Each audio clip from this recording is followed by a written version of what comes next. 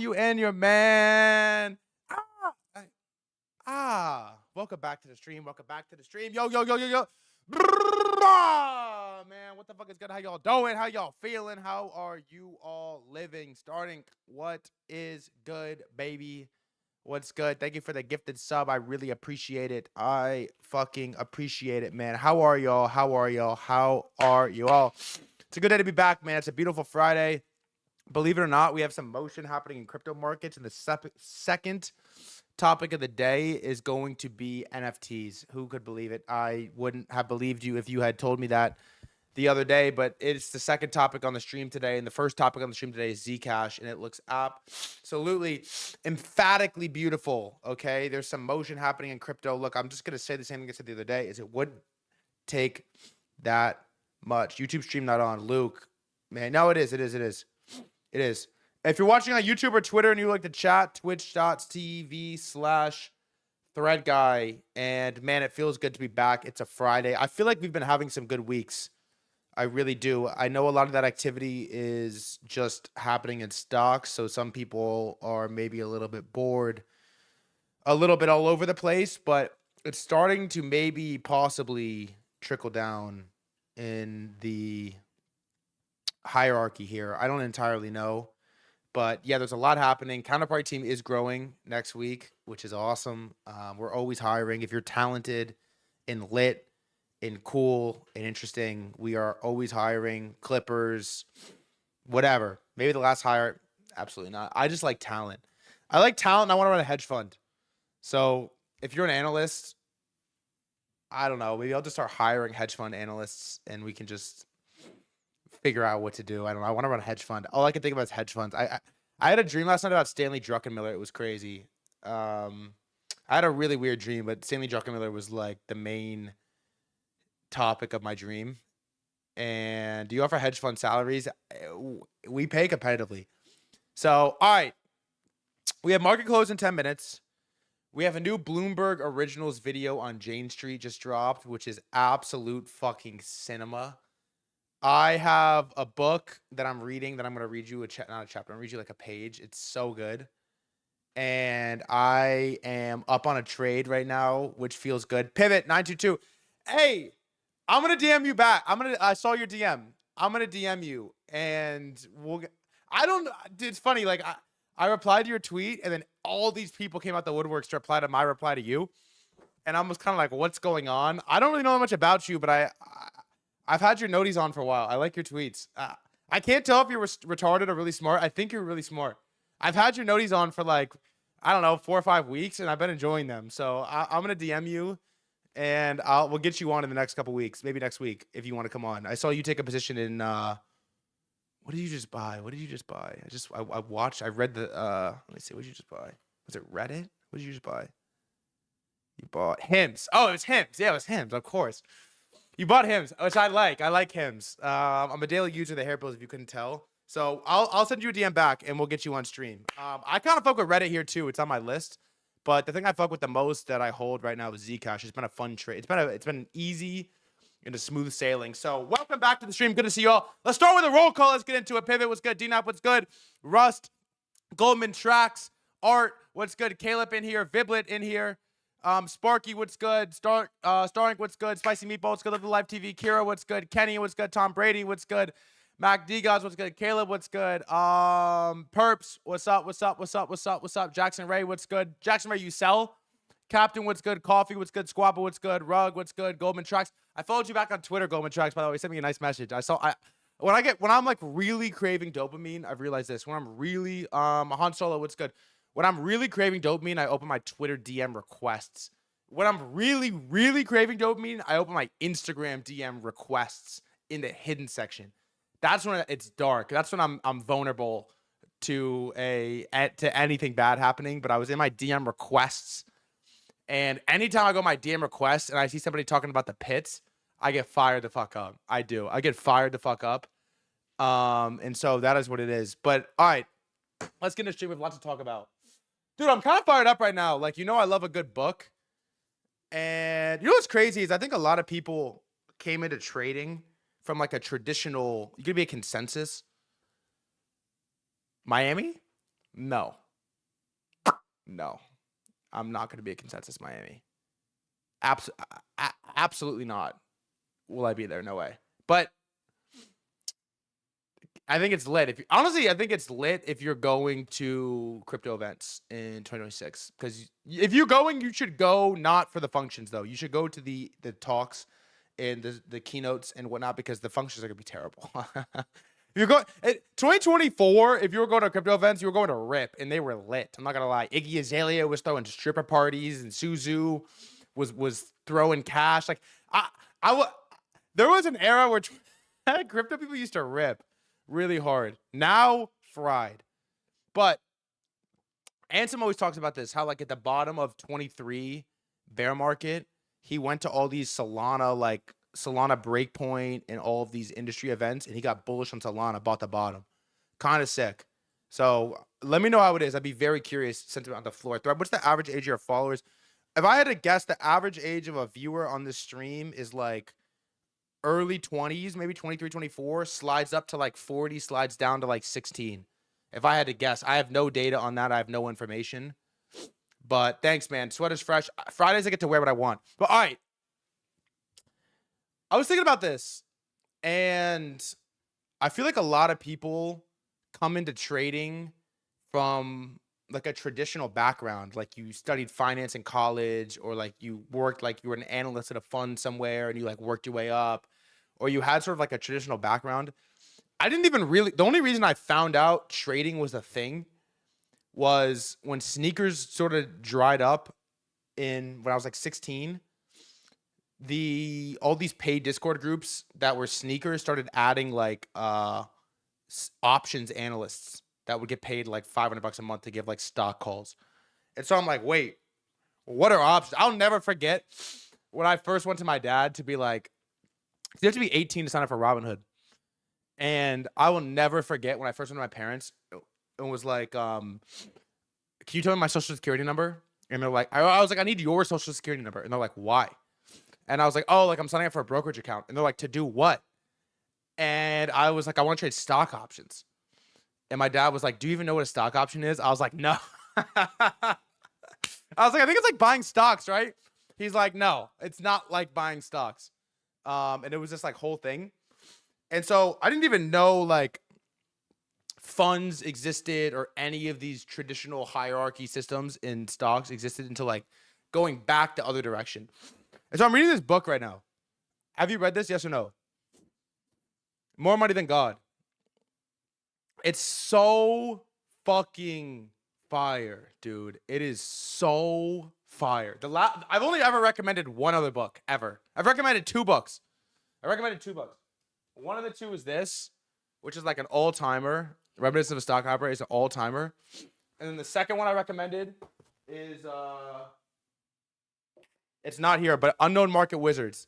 And that's the book where I discovered Chris Camillo. Well, I guess I didn't discover him, but I found out about him for the first time in that book. And then he replied to my tweet, and he's coming on stream in like a week or two, which is fucking lit. But this book is like a comprehensive history of hedge funds and hedge fund managers from the start. And like, I think the first fund was 1949. I already forgot the guy's name. First fund man, something Jones. First hedge fund manager. Get on New Pairs, that stock shit dead. Alfred Winslow Jones, the first hedge fund manager ever. He like invented the hedge fund, 1949.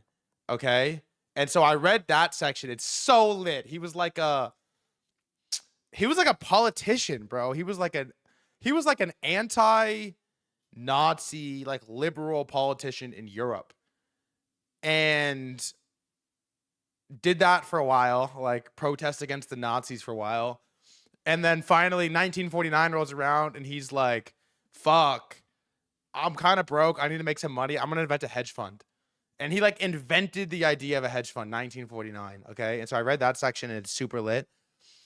And then I just got, basically he was like, I'm broke. I need a way to make money. I'm going to like invent hedge funds. And so he does that. I read that section, 40 pages. Cinema. It's so good. It was like a different game back then, right? Like it didn't exist. Um, they're saying he introduced leverage in he like invented the incentive fee. Okay, so this guy Alfred Winslow Jones, to my recollection, of this book knows nothing about finance, but he knows how to like structure a company and raise capital. And so he raises a bunch of money, like 600K in 1940 is how much? 600K in 1940 is like 13 million. That's pretty good. That's pretty good. The book is called More Money Than God. So he raises 600K from friends and family, and he invents this incentive fee where all these like hotshot analysts, all 20 of them that existed in 1949, basically come through Alfred Winslow Jones's fund, give trade ideas. If he takes them and makes money on leverage, and because he has capital, he had 13 M's, that's pretty good. He gives you like a nice payout. And so there was like an era of 1950s where all of the best traders in the world just work for this guy's fund just because he figured out the system, right? And so they dominate the market, right? 100% annual returns for like 10 years. Until finally all these analysts are like, okay, what the, it's 1960. What the fuck are we doing? We're giving him all these trades. This guy's a complete retard. He's unk. He knows nothing. We're just going to start our own funds. And so the next guy who I just read about, it's so lit. Michael Steinhardt, bro. This guy's a fucking lunatic. Michael Steinhardt runs this fund. Let's see, like all-time P&L, all-time fund through like the 60s and the 70s. He made how much? Achieved an annualized return of 24.5%. This performance spanned 28 years, brother. Over 28 years, he returned 25% annually. An initial investment of $10,000 in his fund. An initial investment of $10,000 in his fund at inception would have grown to approximately $5 million when he closed it in 95. Think about that. Think about that, bro. If you gave this guy 10K when he opened his fund in 1967, it would have grown to approximately 4.8 million. Okay? And this guy traded through a legendary era because so what? 1971, Richard Nixon takes us off the gold standard. Dollar inflates to fuck, and we just have like a turbo. Risk rips. Gold goes crazy. Everything goes parabolic. 10K into 4.8 million. And so I'm reading this segment in this book, and this guy, Michael Steinhardt, basically invents block trading. Also, we'll do market close in like 5 minutes, but this is my favorite. This is my favorite shit. I want to just talk about this for a minute. Let me just talk about this for a minute. So he's making a bunch of money like trading actual markets, but he like invents block trading, right? And so like there's this massive rise of like pensions and mutual funds and 401ks and people needing to buy like massive block sizing of stocks. And so for the first time, there's all this demand to buy like 100,000 shares of Ford at one given time that there's like wasn't liquidity for. And so this guy like invented, it's basically equivalent to like if you were LPing Solana meme coins when they started going crazy in early 2024. He like was an OG liquidity provider for the stock market. And so these brokers, it was such an unregulated market and there was no liquidity. And so like these brokers would call him and be like, we have 100,000 shares of Ford that we're going to dump on the market. And he'd be like, all right, let me buy it 10% under market value right now. He would get on the phone, he would close it $4 million, and then he would instantly call like Goldman or somebody else, and he would sell the same lot, flip like 50% profit, like, oh, like bang, bang, bang, bang, bang. And so what started to happen is this guy, he admits to this later in his life, okay? He made these brokers at like Goldman, JP Morgan, he made these guys so much money in commissions that they just started ripping him insider info. And so they would call him and they would be like, yo, Michael, I got an order that you see on the books of a seller for 100,000 shares of Ford, but they have 1 million shares behind, go short. And so he would like go short, market would dump because he's short, and then it would dump because these people are dumping these shares onto the market. Then rip Ford stock down 10%, whatever. Then he would buy the last lot. He would buy 200,000 shares at the end, rip long, or immediately flip it to like JP Morgan or some other buyer. And this guy like invented LPing, bro. And so he returned 25% for 28 years, which is so disgusting. I don't know if he ever had a down year. And then he just quit. And that was it. Fucked off into the sun. He's still alive. He's still alive. Bro, if you do the show Monday through Friday, I know he's off for the next 2 years, you'll literally be written about. Your passion for the market is real. Bro, I'm telling you, this fucking guy. And so, okay, I'm going to tell you a story. I'll tell you a story, then we'll do market close. They told the story in the book, word for word. And so this guy was known for being a complete fucking hothead lunatic, right? And so he had this analyst that came to him and said, I just went to a conference. I think it was for Dell. I forget the name. We'll just say Dell. I think it was for Dell. And I just went to this conference. I think Dell's undervalued. We should buy. And he would just press people. Why should we buy? No. I really think we should buy. Why should we buy? I really think we should buy. We should buy 10,000 shares. And he's like, I don't want to buy 10,000 shares. And the analyst like kind of presses Michael Steinhardt. And apparently he pressed him in like a big meeting in front of the whole office. And nobody presses this guy. Like he's known for being a hothead freak. Nobody presses this guy. He said, okay, how much do you think we should buy? Analyst says, I think we should buy 10,000 shares. He said, okay, I hope you're right. Bam, slams 25,000 shares. Slams 25,000 shares. Analyst looks at him and what? I said 10,000. He screams in front of the whole fund.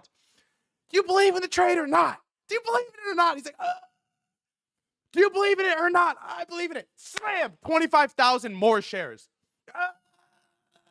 And so before you know it, analysts asked this guy to buy 10,000 shares of Dell after this GTC type of conference he went to. And the fund, one of the biggest funds in the world, now has 25% of their entire assets under management in Dell. And the guy's like, I fucking hope you're right. Next day, they wake up, earnings, binks it. Binks earnings. Fund makes like $10 million. They slam sell. And then he goes back to the analyst. And instead of congratulating this guy for forcing this trade through and making the fund $10 million, he chews him the fuck out because he was like, why didn't you give me the trade idea earlier? Why didn't you give it to me earlier? Chews this guy out in front of the entire fund. And so I want to read you an excerpt real quick that I love. And then we'll go into market close. Okay, so the thing they talk about a lot in this book, it's so lit. They talk about efficient market theory. They talk about efficient market theory in this book, okay? And the theory holds that the market price embodies all relevant information about a stock. That is why beating the market is next to impossible. In the medium to long term, that theory may be roughly true. But in the short term, information is often not the chief driver of prices. Instead, stock prices bounce around because of minute-to-minute changes in investor appetites. So good. And man, I just think short-term and ever-involving market dynamics that's happening right now, which is the market just, I don't think is fully accounted for, where everybody is trading everything. Everyone has a phone, a brokerage account, access to leverage. I don't think the market has caught up for it. We could just beat efficient market theory. I really think that, what exactly is it? Efficient market theory.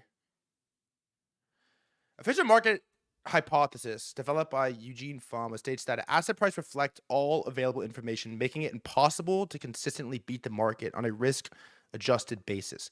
Because prices instantly adjust to new information, they follow a random walk, meaning only riskier investments can yield higher returns. And so this entire book, which I was gonna go out tonight and fucking rip and flirt and like, be a degenerate. I'm going to stay home and read. This entire book is basically testing this thesis of like, is it possible?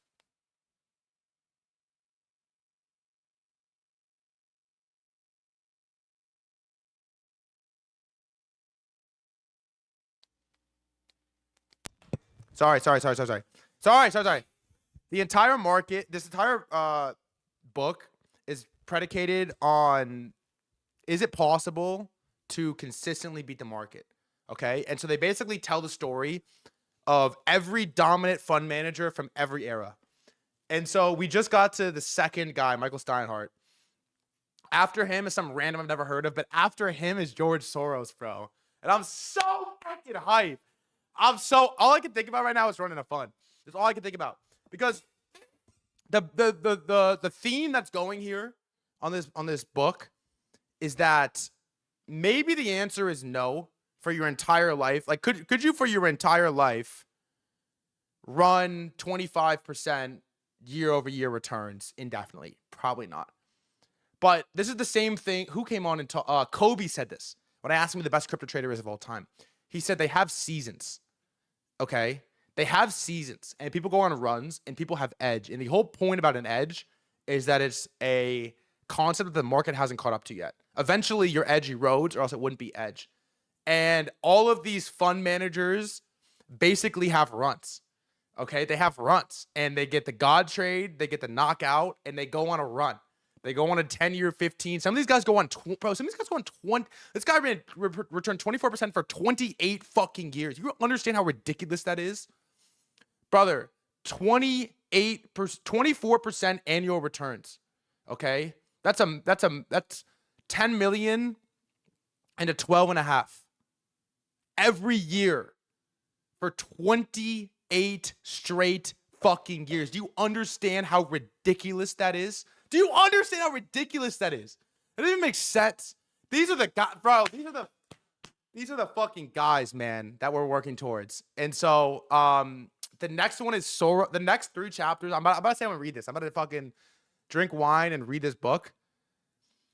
The next 3 chapters is I'll tell you who it is. It's a random first, not a random, but it's Paul Samuelson. I've never heard of him. Let's see real quick. Paul. Sorry if I'm disrespecting. Paul Samuelson is next. He died in 2009. All-time returns. Paul Samuelson. All-time profits. How much?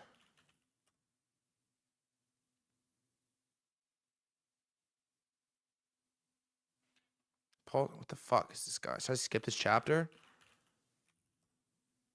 Fun performance.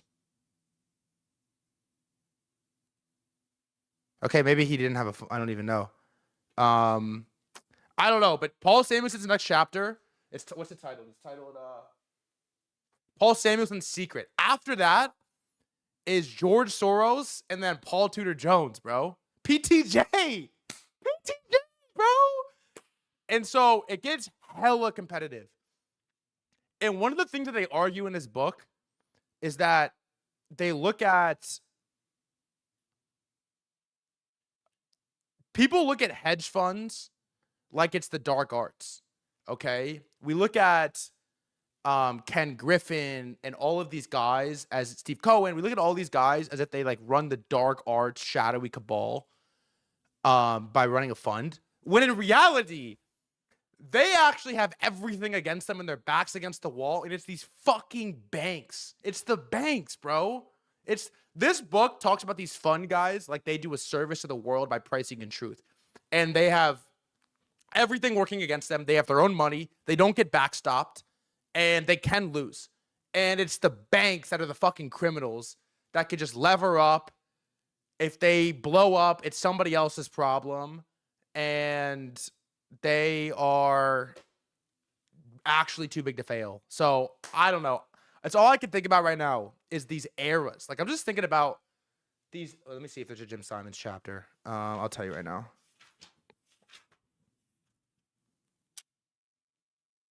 Oh my God, Soros is next.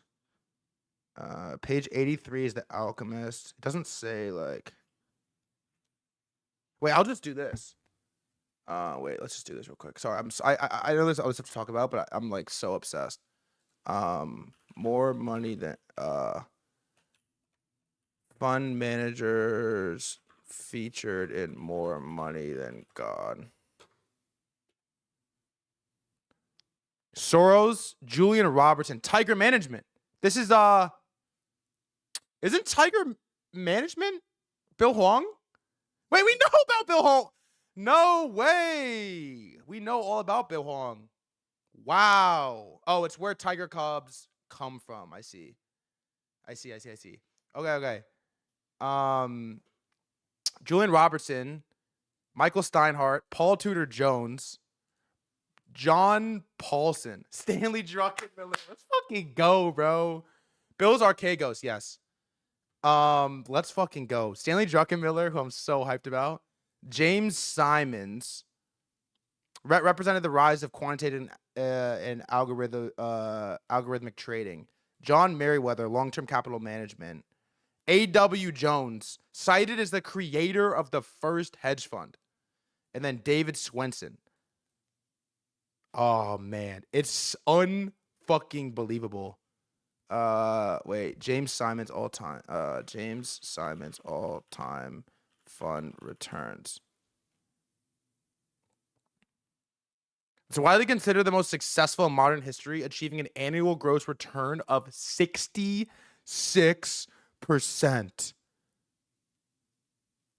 Dog. The fund is famous for its extreme fee structure, typically included a 5% management fee and a 44% performance fee. Holy shit. Apparently, I drunk ordered this book on Amazon last night. Congratulations, brother. $100 invested in 1998 would have grown to $2.1 million. Oh my God. Wait. Read this.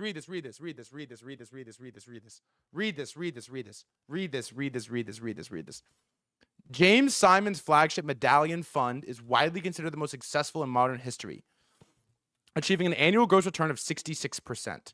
If you invested $100 into James Simon's medallion fund in 1988, it would have grown to $2.1 million by 2018 compared to just 915 in the S&P 500. Brother, what? The fund reportedly only lost money in 1 year during its first 33 years of operation. During the 2008 financial crisis, while the S&P 500 dropped 37%, Medallion gained 82% net of fees. The fund has been closed to... Wait, what happened in 1989? What the fuck happened in 1989?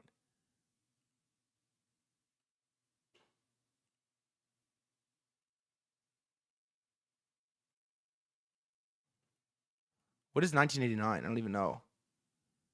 19... Black Monday. No, that's 87. That's 87. What happened in 89, dude? What the fuck did he do? No, Black Monday's 87. This is Black Monday right here. Damn, market was up. It was bullish. Whole year we went up. Damn, is he just retarded? It's like, no. How did he lose money? There's like a straight uptrend. Berlin Wall. What did that do to the markets? Yeah, I said, is he retarded? Wow. Must have been short. Crazy. And so, what year was this book written? More Money Than God written. It's written in 2010 by author and journalist Sebastian Mallaby. Who is this guy? What does he know? Whoa. He's 64. How far are you in the book? I'm 2 funds in. No way. Oh my God. All he writes about is funds. Stop. The Power Law. No way. He has a new book. The Power Law. Venture Capital in the Making of a New Future. A history of the venture capital industry exploring how a small number of successors... It's the same book. It's just the same book. Whoa. Oh, he's covering VC.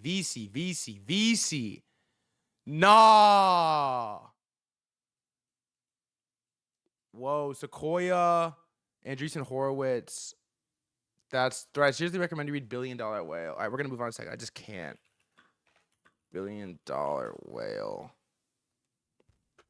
A nonfiction book detailing the massive 1 MDB financial scandal or control. Whoa. Siphons billions from a state instrument fund to fund a lavish lifestyle, including Hollywood films, parties. Wow. I don't know if I'm like weird and alone on this, but I'm so obsessed with the fund thing. It's like, dude, these guys are It's unbelievable how good some of these guys are. And I don't know. I picked up this book and I was just like so happy to exist. So on that note, let's get into stream. We have a Chris Camillo clip to get us started. And dude, these guys just exist. They're out there. Man, they are out there. These guys, and I know it's turned. The thing that the thing that worries me, I haven't got there yet, but everything just like turned into quant and math, and I'm not good at quant or math, which is maybe a problem, maybe not. Maybe there's like a loophole around here. But these guys are out there and they exist, and they return. I'm just starting to think about my portfolio in terms of returns, terms of percentage gains. Like I'm gonna just quant my shit out. I'm not gonna lie. All right, let's fucking get it. Institutional investment. Wait, my headphones are off. Chris Camillo does no quant, and it's inspiring, man. It fires me the fuck up. I'm not gonna lie. Can you imagine the Pit Fund? Institutional investors specifically are dumber than they've ever been. I've never been so unimpressed by professional Wall Street traders, by hedge funds. They have their heads up their ass. They don't know what the hell they're doing. For 20 years, I've had a reasonable amount of respect for their due diligence and at least their ingenuity in terms of attempting to chase alpha. Now they just get caught up in the herd mentality, and they are so caught up in the noise, and they are so afraid to have any sort of independent thinking. There's never been a better time to be a retail investor because your competition just sucks. They're so consumed by what is Powell going to say? What's happening with interest rates? I mean, who the hell cares, man? Institutional investors. I'm not going to lie. He was so bulled up during the Iran war. And I was thinking about this today.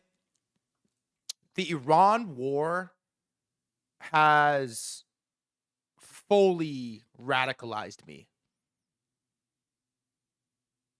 Fully radicalized me. Because I have just evolved, I think, very recently. I have evolved into oh, my bad, Luke. Sorry. I have evolved into, what's good, Quant? Into a nothing ever happens, delusionally bullish America trader. I'm evolving into that right now. I'm getting just like, fuck you. I'm evolving into an Air Mass type of fuck you. It's going up. I like what I like. And you can't Iran war me out of getting rich. And maybe I'm late to this trend. Maybe it's a bad time. Maybe I'm buying the top of America. But I have found myself getting radicalized. COVID should have radicalized me, but I was too retarded. I don't wish I could go back. I just was too retarded to do anything about it. I am getting radicalized. I was worried about you for a while. I'm getting radicalized, and I know there will be the big one eventually. Okay. I know there will be the big one eventually, but America's just divinely protected it in these markets, man. It's like, okay, if I'm a long only trader, why am I getting bearish about macro when I can just get bullish about individual sectors? And so I watched this video about Calvin Guest was the top of my doomerism. Topped MOPA, captcha scam, and now America. what was I just about to say? Oh, I watched this video today. I had physical therapy at noon, and I watched this video about what's his name? Ray Dalio. And Ray Dalio came with this idea. I don't know if it actually works. The video wasn't that good. But for his fund, Bridgewater, he came with this idea that he wants to be an alpha only fund. Alpha only. And so all they do is trade stocks or assets that have no correlation to the broader market. That's it. And I'm like, fuck it, man. Why can't the threadguy port just be alpha only? You know, why can't I just be an alpha only? That sounds fresh. I want to be an alpha only trader. Just own good stuff and let it compound, and don't be long the index or long the broader market. Like, you know, one of the things I talk about in this book, More Money Than God, is that the best traders in the world, Michael Steinhardt, the best traders in the world have shown almost no ability to consistently directionally pick up or down in the market. They've shown no ability, under no proof, no alpha, no ability to lead, to pick consistently up or down. But they have shown ability to rip alpha in size, hard and aggressive and stiff in individual names, and be really right. PTJ knockout punch. And that is inspiring, dude. That is really inspiring. And so I have found myself long America, really short doomerism, and bricked up for running a hedge fund. Also, should I buy? I'm thinking about investing in some Legos. This is like the gold standard Lego. I'm looking to diversify a little bit. This is like the gold standard. This is like the Hannes Wagner of Legos. I know it's 14K, but I mean, look at it. It's really sick, and it's sealed. And me and Leap. There's like 100 of these in the world, and me. It wasn't that Leap. If you're watching, ping me. Me and Leap almost bought the cornered supply on the vintage Lego market, but we didn't do it. And this is on my list now. So, all right. Market close just happened 24 minutes ago. We have a poly market trader. Actually, a poly market trader is up half a ticket, half a mil in the last year, coming out in 45 minutes. And we have a market close to talk about. We have a Jane Street video to watch. Ah, man, I love this shit. Why not the watch? The watch is coming. I just got pictures. I just got pictures sent. Actually, I don't want to show it. I'll show it when it gets here. They just sent me pics. They just sent me pics. All right, let's go. Market close just happened. Before I look at it, you know the drill. What are you long? What are you short? What did you sell? What did you make money on? What did you lose money on? What do you like? What do you want to enter? What do you want to exit? Where are you at? What are you long? What are you short? What are you interested in? Also, if you're watching on YouTube, Twitter, TV/threadguy. Made money on Sanders. Congratulations, guys. You guys are fucking... Bro, the pit's making money, dog. You guys are out here making money. Long Hood. Intel. Nebius. Nice. We were looking at that today. Closed Apple plus 60%. Congratulations. Shorting the shit out of the S&P 500 on Hyperliquid. I don't know. I want to exit Apple. First chatter. Long Sandisk. Nice. Long Sandisk and Zcash. Increased port 10% today. Been trading for literally 10 days ever. Where'd you come from, Tingle Trader? You're in here a lot. I fuck with that. I love that you're in here. Active, chatting. Short oil. Nice.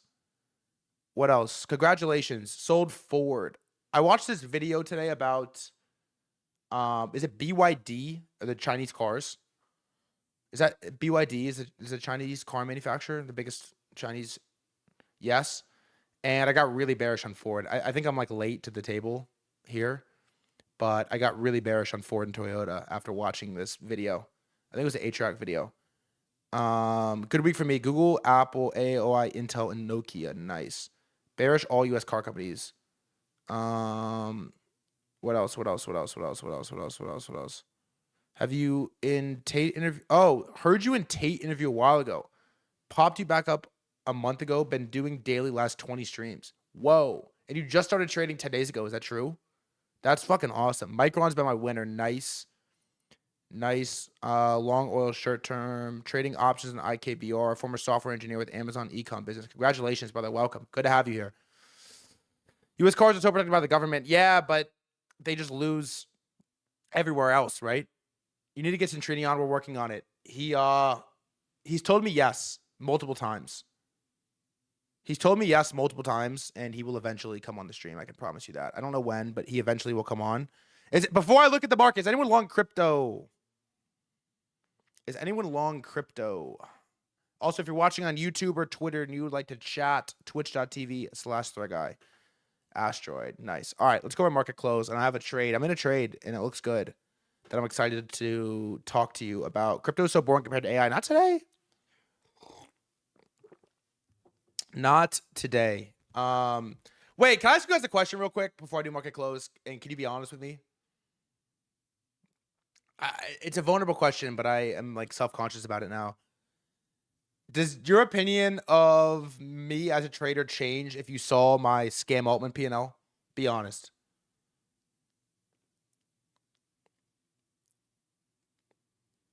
Be honest.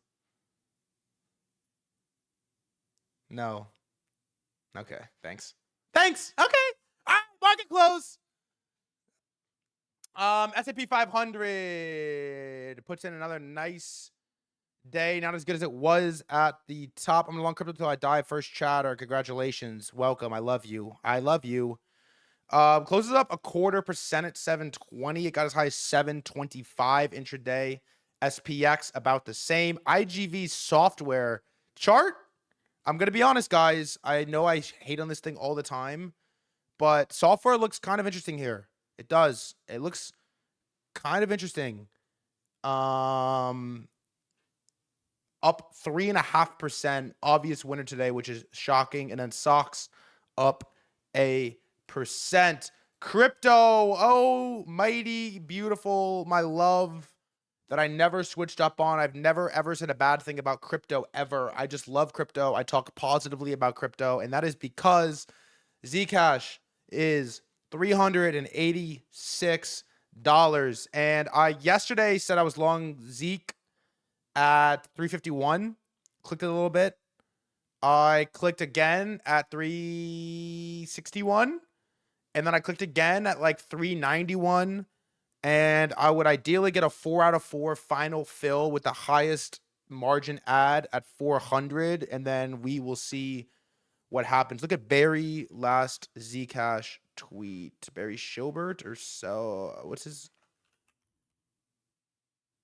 Fuck. There it is. Silbert. I thought it was actually Schilbert. It's a reply. Let us see. Let us see. Wow, 2013, 2014 Bitcoin playbook. Actually, 2015 to 2020 next. What made you choose Zcash? I just wanted to fucking trade something. The other thing I clicked was Dogecoin, which looks terrible. It just looks good. I mean, look. I don't have a lot of lines on it. Sorry. I don't need this other purple box can go, but this looks wild. Sorry for all the lines. The lines are where I wanted to enter. Apologies. There's nothing significant. Bitcoin also looks interesting. A little weak volume, which isn't ideal, but 78.1. And ETH about to reclaim 23, but it looks like shit. Solana 83, still the worst of the bunch. Hyperliquid looking good again at $41. I had a shower thought. Eli's good morning. You missed a 6 segment at the beginning. I had a shower thought that I was going to clip all my BTC into Hyperliquid, so I got out of the shower. Monero not doing much. Stretch, I think, clipped 100 at one point, which means we have to check, and it didn't. Gold, is that put a nice little day? 46. Silver, 75.5. And bonds are down. Oil down across the board. Thank God. Brent oil is 108 on HL. We'll look at Tau in a minute. Hyperliquid, WTI on Hyperliquid is 102. We have like a slight escalation going into the weekend, I think, but I am of the camp that I don't know. This shit is you know where I stand with the war. Now, yesterday somebody asked me they wanted a short oil, and I told them I think a better expression of short oil is long Bitcoin, if you remember that.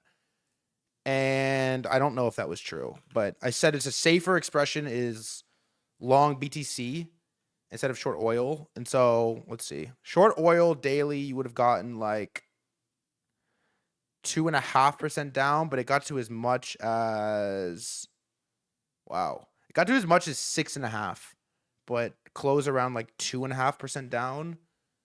Long BTC would have got, I think it was I forget who it was. Long BTC on the daily would have gotten you what?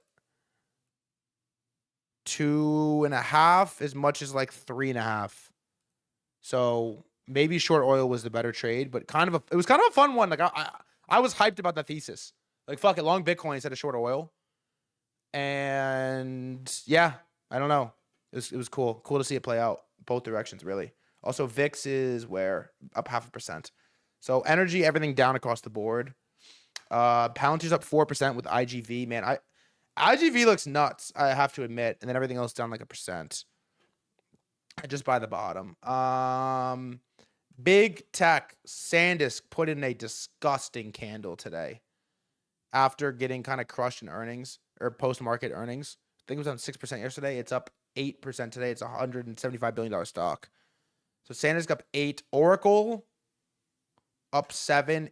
Intel is nuts. Crossed 100 today. Bubble Boy is so paid. By the way, Bubble Boy came on stream at like $81. You could be up like 20-something% if you just copy shaded Bubble Boy, which is crazy. Not saying I recommend it, but Micron put in a sick day here. Here's our air mass entry, which we'll be following very closely. His entry's around 520 a full port, and he's already up, I don't know, 4 or 5%, I think, seemingly on some big size. Apple put in a sick day. Jackson Ray, what are you doing? Long, short, flat. Nokia is another fun one I like. It's added to the list, up 3%. Tesla up a couple. Adobe looks terrible. Will not be trading that if I'm going to do IGV. Will not be trading Adobe. Microsoft up a little bit. AMD ripped a new all-time high. And NVIDIA is still under 200. This chart is ugly. Qualcomm, which I like because I think it's fun for the OpenAI phones. Down 1.5%. I don't really understand the business. My goal for this weekend, I have 2 goals this weekend. Number 1 is to learn how to DD stocks, and number 2 is to read through the Paul Tudor Jones section of my book. So hopefully I can get at least one of those done. Rocket Lab down 5. Some of these consumer names that are interesting. Crypto stocks are doing well. Obviously, because crypto's up. Circle up 10. Chart looks interesting. MSFT up 7. Or MSTR, excuse me. Figma, worst chart ever, is up 6. Snap up a couple. Where's IKBR? It's my new favorite stock. IKBR, here it is. My new favorite stock is IKBR. Just enabled Korean. You should read the Market Wizards. I have. That's how I found out about Chris Camillo. And Chris Camillo will be coming on in like 10 days. I'm so hyped for Chris Camillo. I think he's going to change my life. He doesn't know it yet. I haven't read all of them, but I have a bunch. I have one here.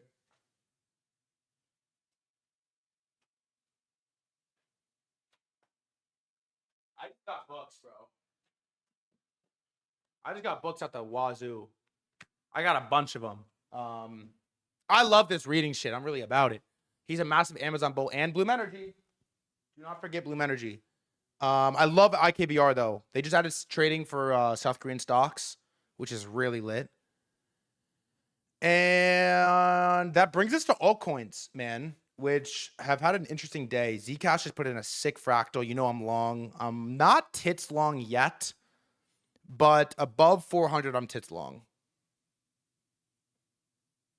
I am probably tits. There's a new market which is coming out in June. Who's in it? Do you know who's in it? I'm probably tits above 400.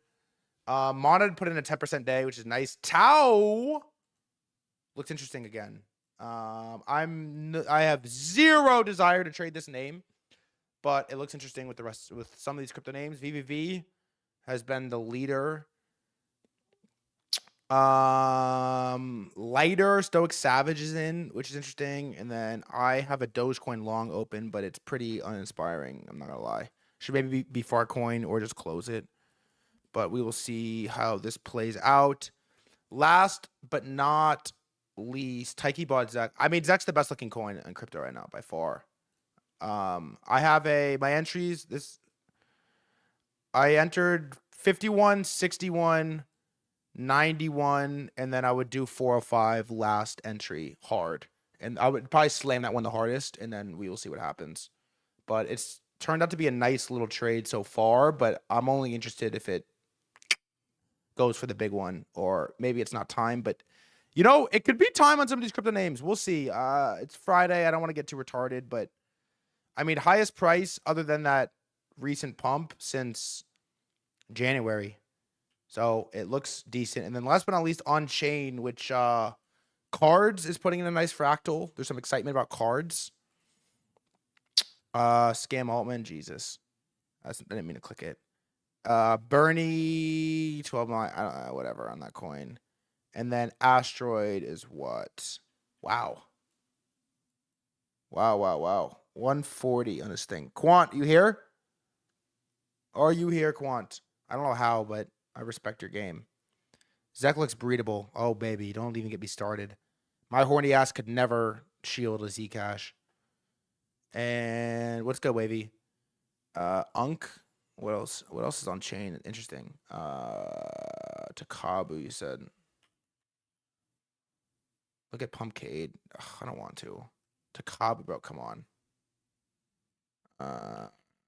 Pumpcade is ripping though. 32.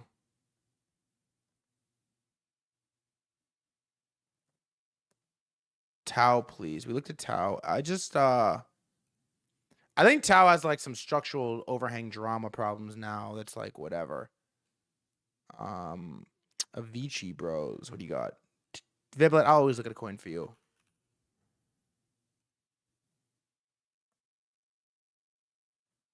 Oh! Damn, this thing really died, huh? Damn, this thing got to $5 million. OG Ant, what's good? Look at Bio. Oh, yeah, Bio. That's another one. Wow. Oh, on ETH or on Sol?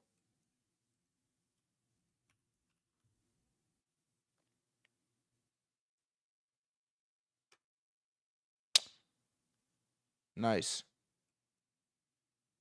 Nice. The same coin, best look on ETH. Yeah, Zcash is just looks the best of all coins right now.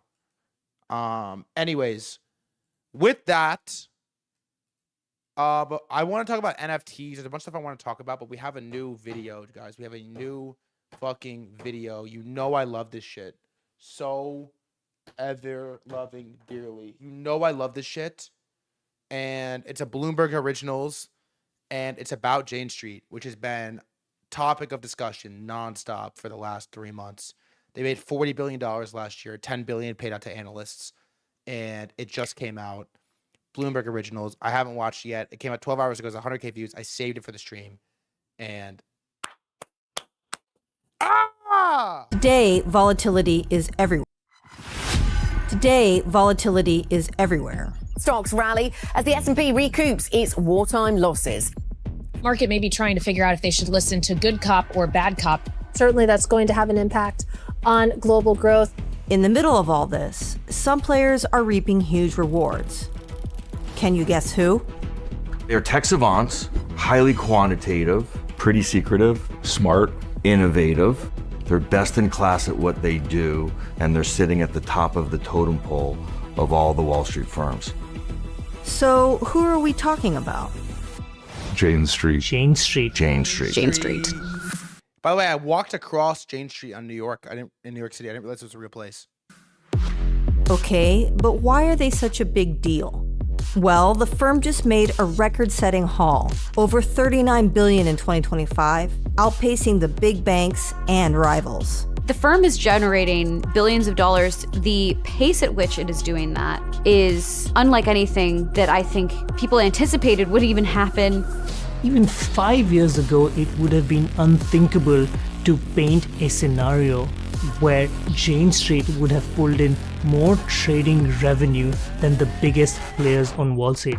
Money making at this pace has raised concerns that firms like Jane Street have an unfair advantage. The high-frequency trading segment is under scrutiny after SEBI accused Jane Street Group of manipulating stock and derivatives markets, a claim the U.S. trading giant denied. Bro, they talk about Jane Street 2026 like prime bond.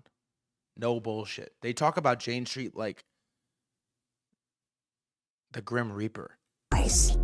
This unwanted attention is mounting and threatens to reveal more secrets. Jane Street's combined the world of poker and the concept of solving problems really, really well. So how long can Jane Street stay under the radar while holding the best cards on Wall Street? India.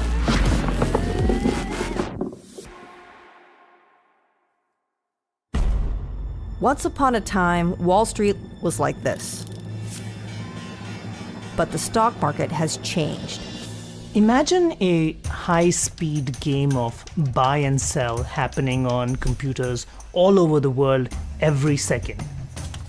A combination of innovation and a lot of money moving around very rapidly.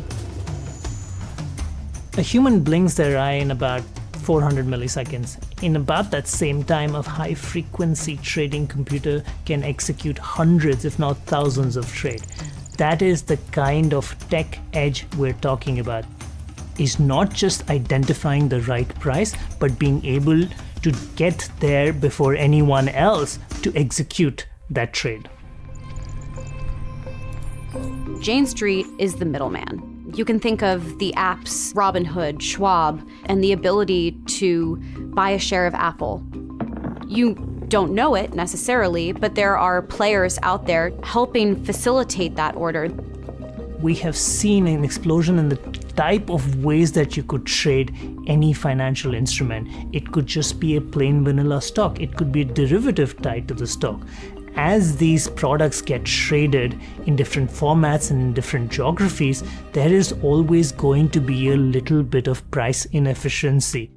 Price inefficiency means differences. By buying a bunch of something where prices are low and selling it where prices are high, you can profit from the difference. It's a process called arbitrage. And by doing this over and over in milliseconds, Jane Street is making billions.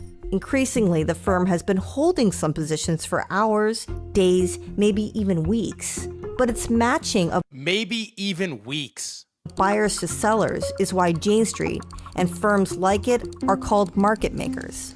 Their role injects cash into this system, aka creating liquidity. Liquidity is money. And it's very important, particularly when an issuer like JP Morgan is launching a new strategy. The early days of an ETF are very important to provide more liquidity, and that encourages investors to come in and out of ETFs. ETFs, or exchange-traded funds, are like a basket of assets that trade as one package.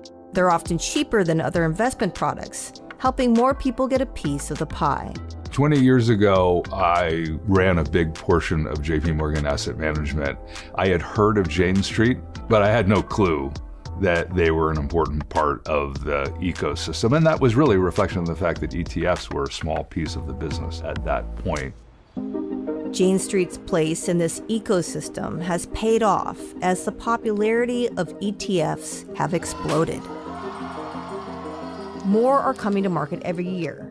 The money flowing into them keeps growing, and the amount they're trading is pushing 60 trillion. Jane Street, I think, very early on saw. What? How much? The amount they're trading is pushing 60 trillion. 60 trillion? Brother.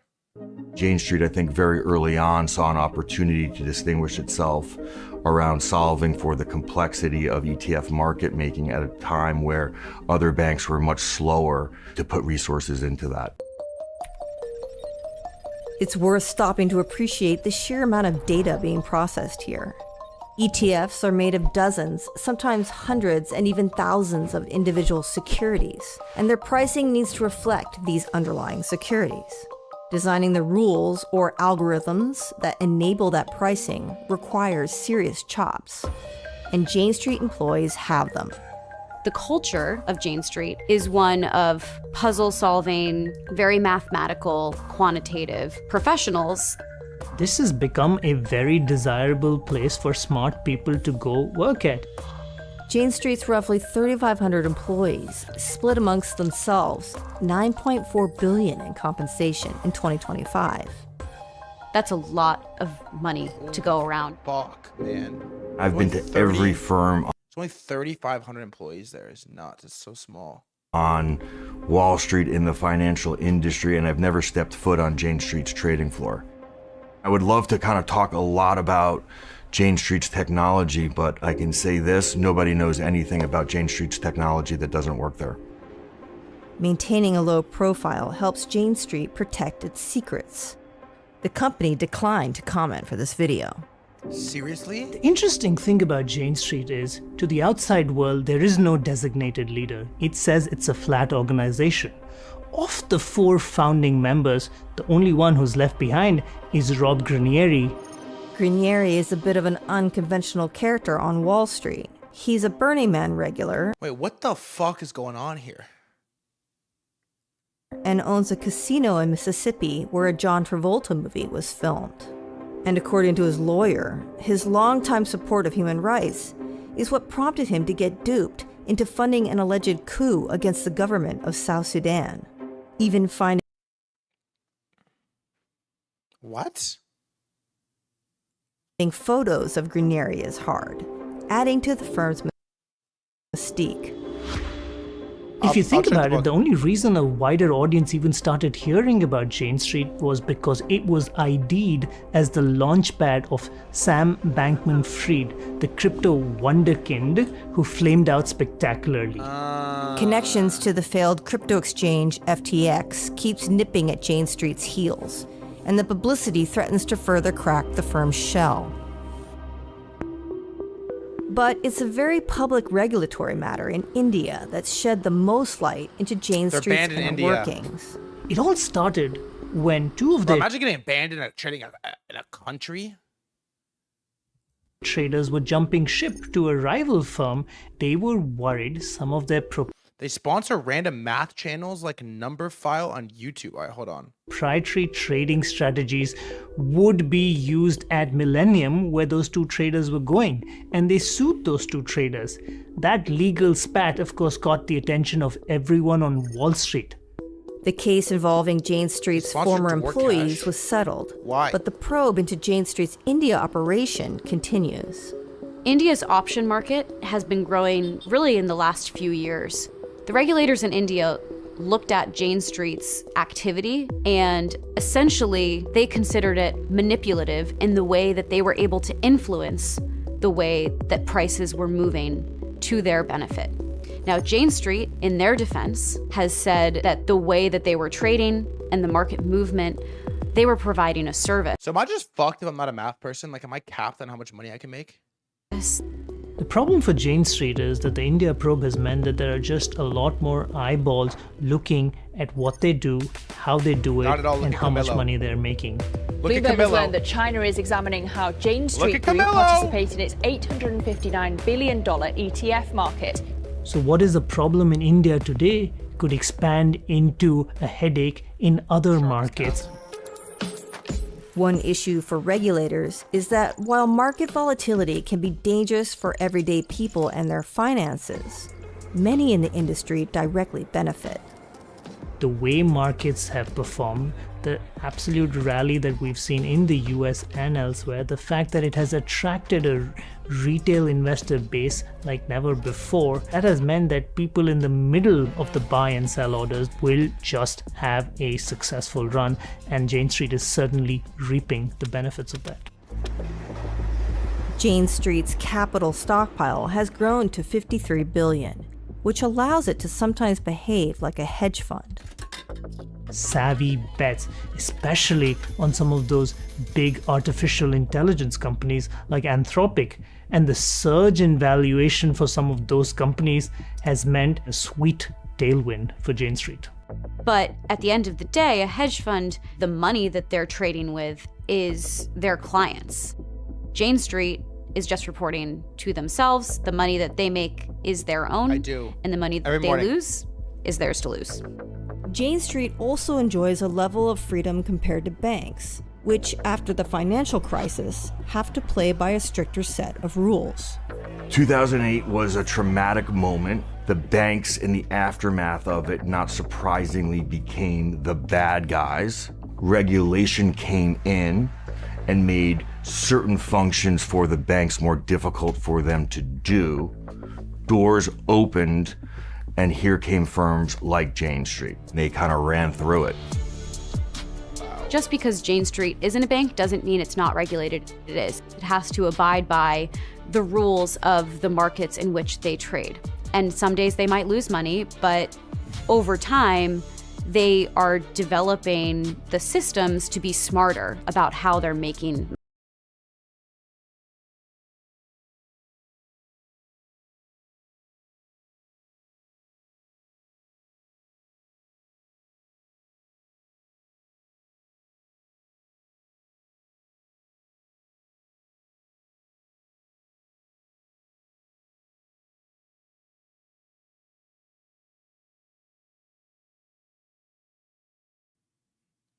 I knew it was Jane Street.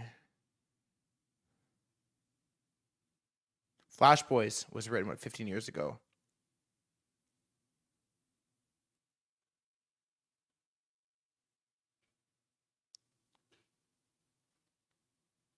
I always wonder, should you feel discouraged for trading when you know that people like Jane Street exists?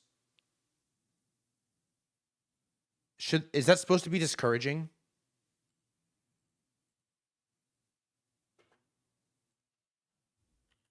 Founder of yes.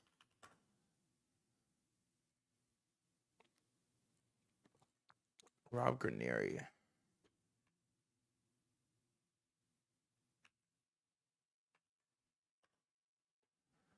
Rob Granieri, financer and philanthropist. Has he ever done an interview? I wonder.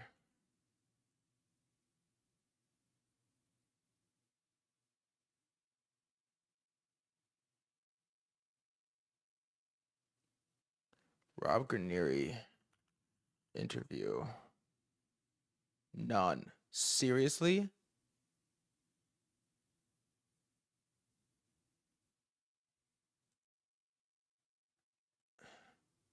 Is there really nothing?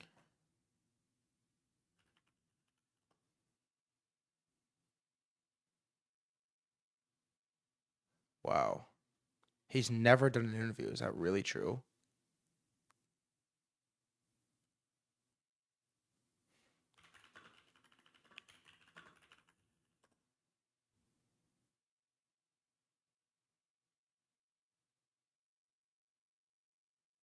Wow. The only time he's ever spoke publicly was about funding a revolution for South Sudan.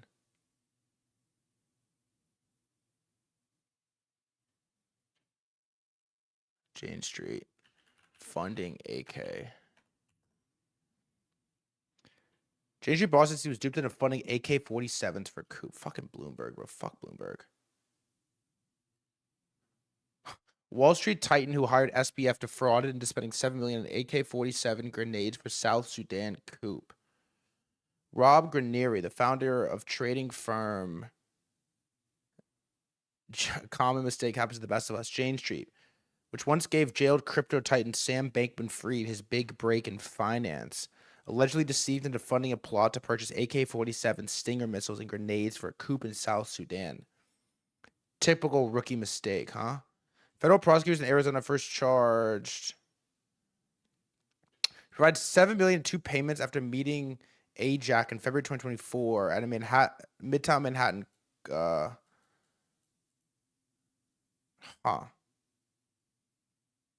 This is like so bizarre. What do you mean accidentally funded grenades and AK-47s? What does that even mean? How is that possible? What? Do you believe that? Also, Bubble Boy just tweeted a P&L. You do believe it? Small mistake.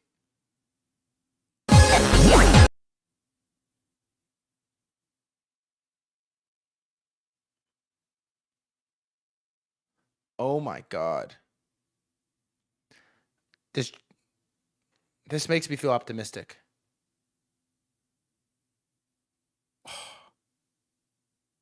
Dog. 775% this year. This makes me feel optimistic. How much Jane Street up this year?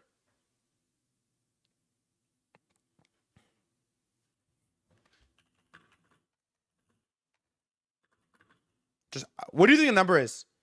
Let's pocket watch. Let's pocket watch Bubble Boy. What do you think the number is? Like P&L. Pocket watch the fuck out of him. What do you think it is? 10? You think it's over or under 10 mil? Chat. Over under 10 mil.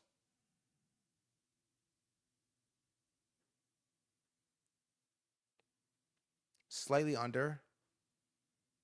Over. Under. Under 4 mil. Under. Pull it. Can anyone here do a poll? You said 300 to 400K in New York good salary. He said he could make that an interest only. Oh, he did say that actually. Which is...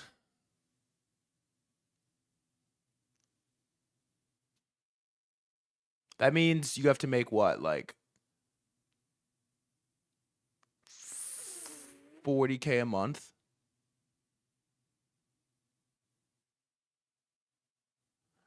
I think it's probably 10 plus. I'm going to be honest. I actually do, which is rare because I think most people on this app are LARPs. But some of the Fintuit guys aren't. I would take the over just because it's Aura if it is. It's better for the story. It's way better for the story if it's over, I think.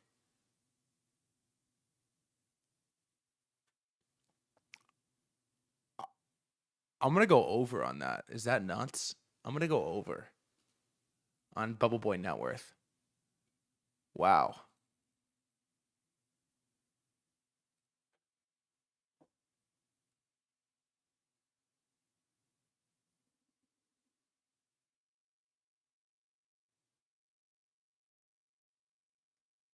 Oh. Okay. So he had a mill in the port. Wow. That is just, yeah, that was easy.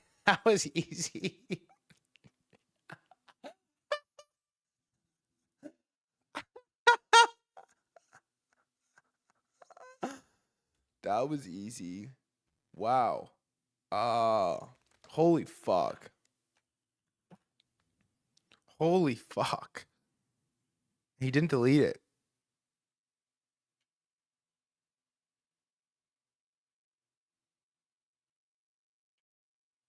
Wow.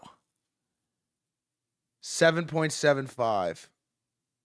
Don't clip this, by the way, Mickley or Jack. Don't. If he deletes it, let him delete it. Do you think he's watching the stream? No, I don't actually. Damn. Yonan, my goat.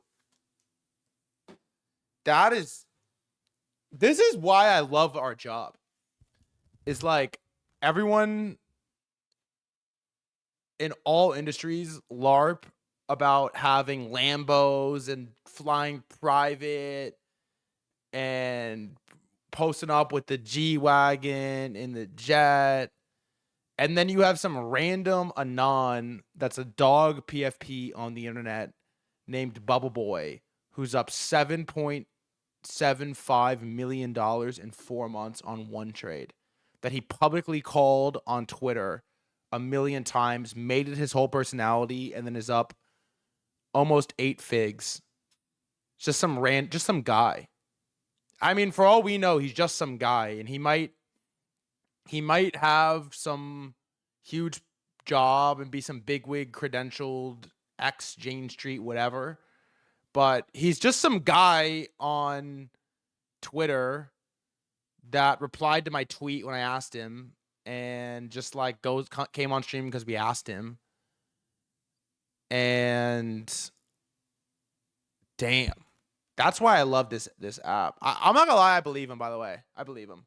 I believe him. Like I believe him. I mean, he's been bullposing this shit for like over a year. He's been bullposing Intel for 15 months, and it's up a lot, dude. The first bull post I saw on his account for Intel was February 2025, which is here.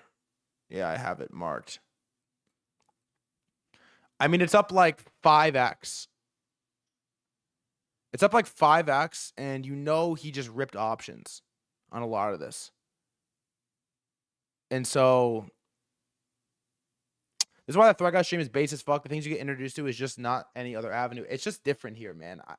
This is why I love markets. I even knowing like Jane Street and all these scary HFTs exist, you see this and you're like, all right, it can't be that fucking hard. It can't be that hard, or at least it's possible. I'm not saying he's retarded. I'm saying at least it's possible. That's gross. I can't believe he fucking replied. It has 8 likes. Also, like PP Poo Poo posted an 8-figure oil P&L. Just some guy on Twitter that we troll, like that exists. You're like, yeah, you're 3 degrees separation away from 8 figs. You know me. I know Bubble Boy, and Bubble Boy controls an IBKR account that's up it's up $10 million.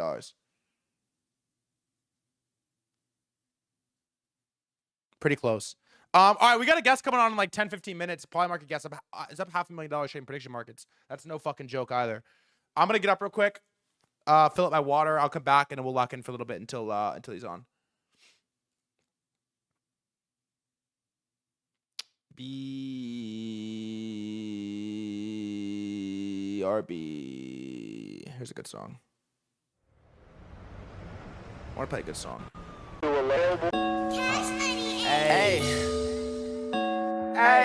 Hey, get in my way and try to block me, I'ma show aggression. Slide on your block like Danny Glover with a lethal weapon. I fucked your thought, she gave me top, I guess that's my confession. Got no regrets, I made mistakes, but I learned from my lessons. Trapping by the stoop, villains pull up to the coupe. My car ain't got no roof, thought this shit was bulletproof. I can't feel my face, smoking on Gorilla Glue. Zooming in the coupe, that's the shit I like to do. These is yellow diamonds shining like I'm Pikachu. I'm a boss, nigga, get that bag and make the moves. No, I don't like to lose, so I be going in, yeah. I'm tryna cop a Benz, yeah. Pull up and drop like 10, yeah. You tryna taste the life, well, I'm tryna chase the Benz, yeah. She wanna fuck with friends, yeah. I got 'em in the trends, yeah. Hey, but now they tell me I switched up. Take this backwood to the face, then grab my cup. Shawty say she coming through, she on her way to fuck. It's a lot of lust, not a lot of love. Hey, I stack it up, can't get enough. See your shorty with you, she look at me and she blush. I'm a jiggy nigga, I don't take her out to lunch. It's a lot of lust, not a lot of love. Hey, bitch, not a lot of love. It's a lot of lust, not a lot of love.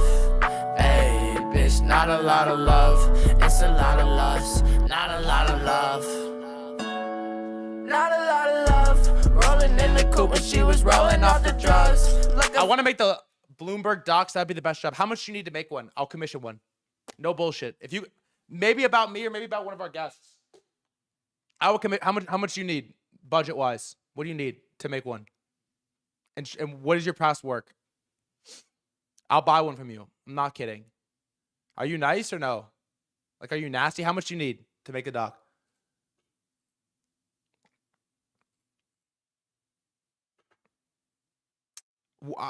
Are you nice? What do you need?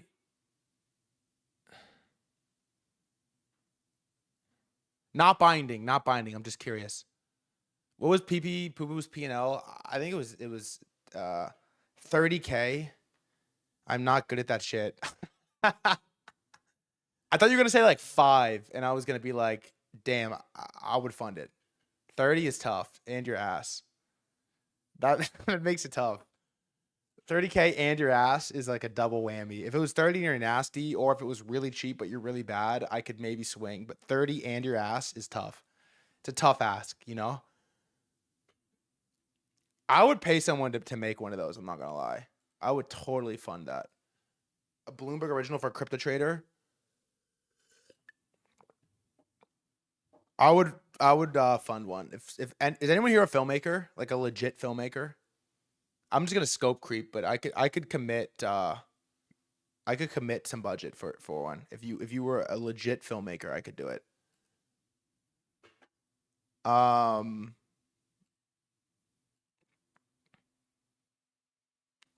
You made it.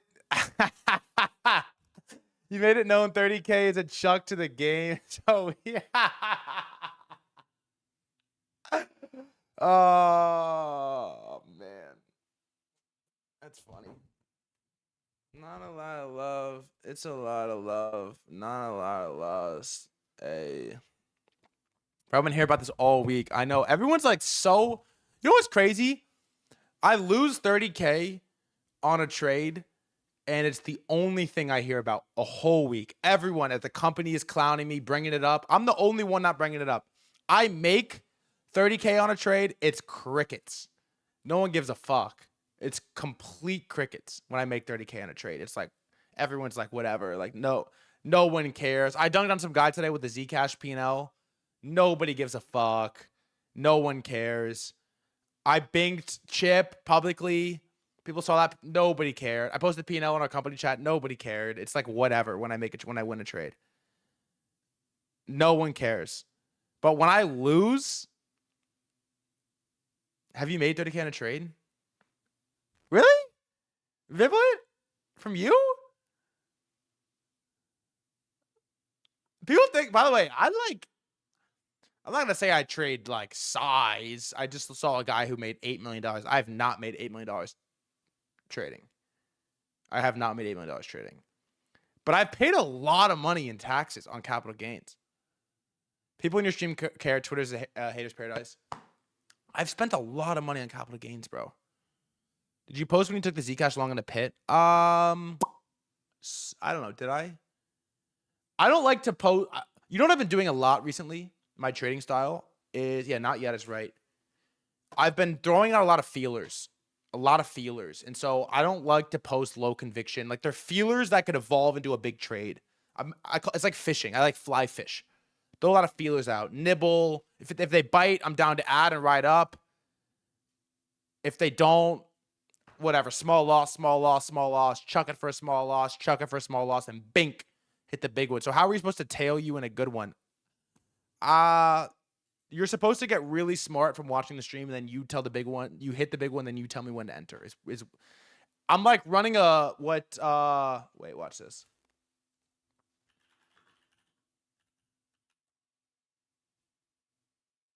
What A.W. Jones did in 1949, I'm doing with the pit.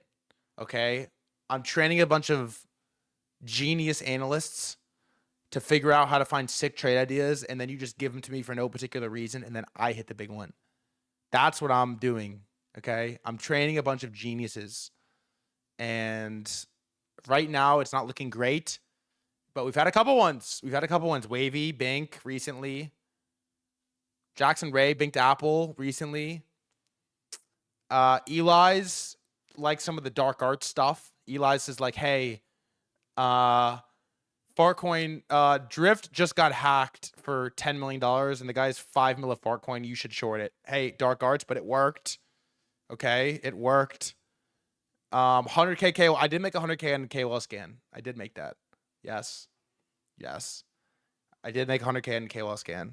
And I held it for a year. I long-term capital gains on KOL scan meme coin. That did happen. That did happen. And Eli's is a master of the dark arts. That also did happen. And we love him for it. We still love him for it. And this is what we do. Also, speaking of trades, I don't know what to tell you, man, but I have to show it. I have to show it, right? I have no choice. 30 days. Bored Apes up 120%. 30 days. Punks are barely up. I could have bought a fucking pump, but instead I bought scam altman coin. Pudgy Penguin's up 50%. Mutant Ape's up 150%. Hypers are down, but hype is up. When are you gonna IKBR account? Soon. Pudgies, Azuki. I mean, what's going on here? Gimbos? I don't know what this is. The fuck is that? What the fuck is this shit?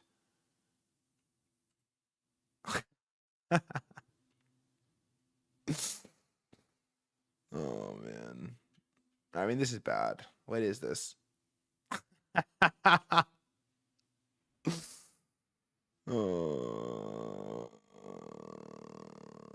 Trump speaks at seniors event. I'm not interested. What floor price on punks? It's like 60K. We just looked at it. 70K maybe.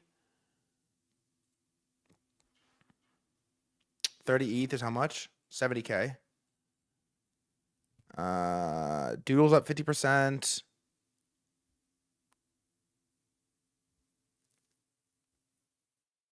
Bored Ape Kennels. I mean, this is worth a band, and the big 2.5 is nuts. The big 2.6. V1 punks, I don't know. Even Clone X is up. This is still worth a band. It's unbelievable. Dude. In the big 26, man.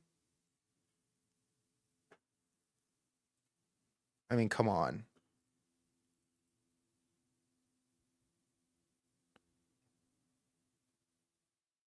Not gonna lie, I would never pay for these. That's the whole bit. Yeah.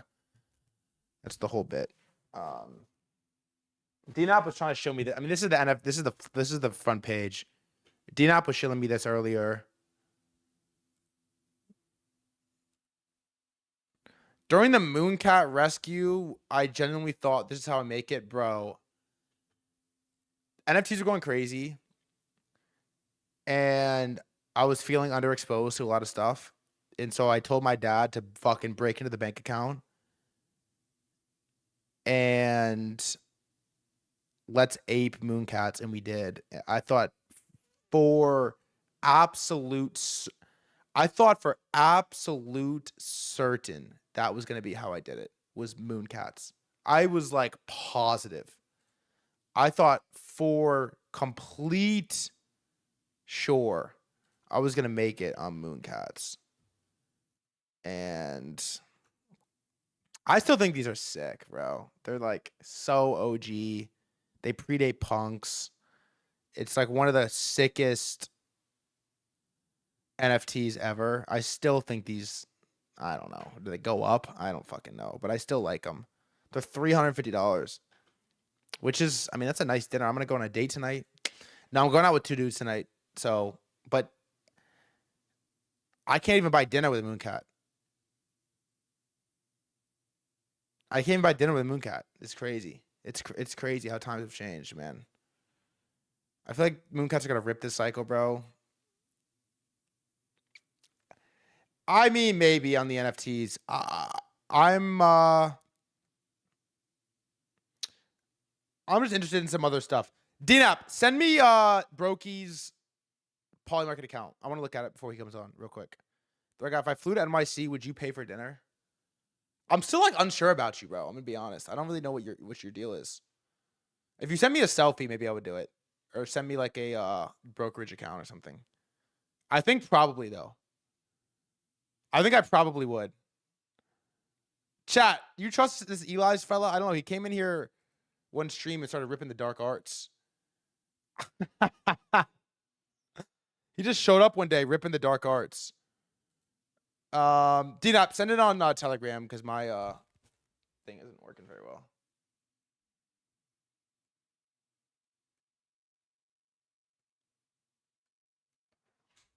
I have to physiognomy check the dark arts. I know. He came in here like, hey, this guy's hacked on Fartcoin. You should go short. I'm like, really? Are you sure? Haven't had a profitable trade since. Damn, he actually has a sick Polymarket account. This dude's about to come on, Brokey. All-time P&L. This is no joke. All-time P&L on Pauly. 422K. Impressive. Year-to-date, 12. All-time 400. He has some bankers, too. Let's see. Profit loss. Whoa, he's long Rubio. Dog, he's up 60K on will Marco Rubio win the 2028 Republican presidential nomination. That's a fucking lit market. Oh, he says it's a glitch. No, really? What do you mean glitch? All right, let's just get him on. I'm excited. I think this guy's sharp. Let me change my yeah, half a cent feels weird. That doesn't sound right. Let me change my headphone battery real quick. Hold on, Brookie, I'm coming.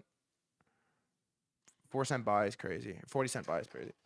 We got him on for like 20-30 minutes. Let's talk some fucking prediction markets, and then I'll shoot the shit with you guys after. He bought everyone but Vance. I think they're sabotaging Vance, bro. That's my theory. JD Vance is being sabotaged. Yeah, I'm coming.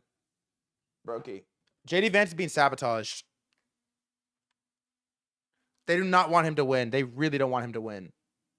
All right, let me get him on. WPFP. Also, if you're watching on YouTube or Twitter, you want to chat, twitch.tv/threadguy. Let me get him in here real quick. Tell him to pop in the live, Luke. Yo, yo, yo. Hello, hello. How are you? I'm good, Mr. Brokey. This PFP might get me banned on Twitch. I hope not. Oh well, it's just a joke. It's not. I'm not the real Andrew Tate. There we go. Nor do I endorse. Well, I mean, I endorse some. But not all. You know, I won't hold you to that one either direction.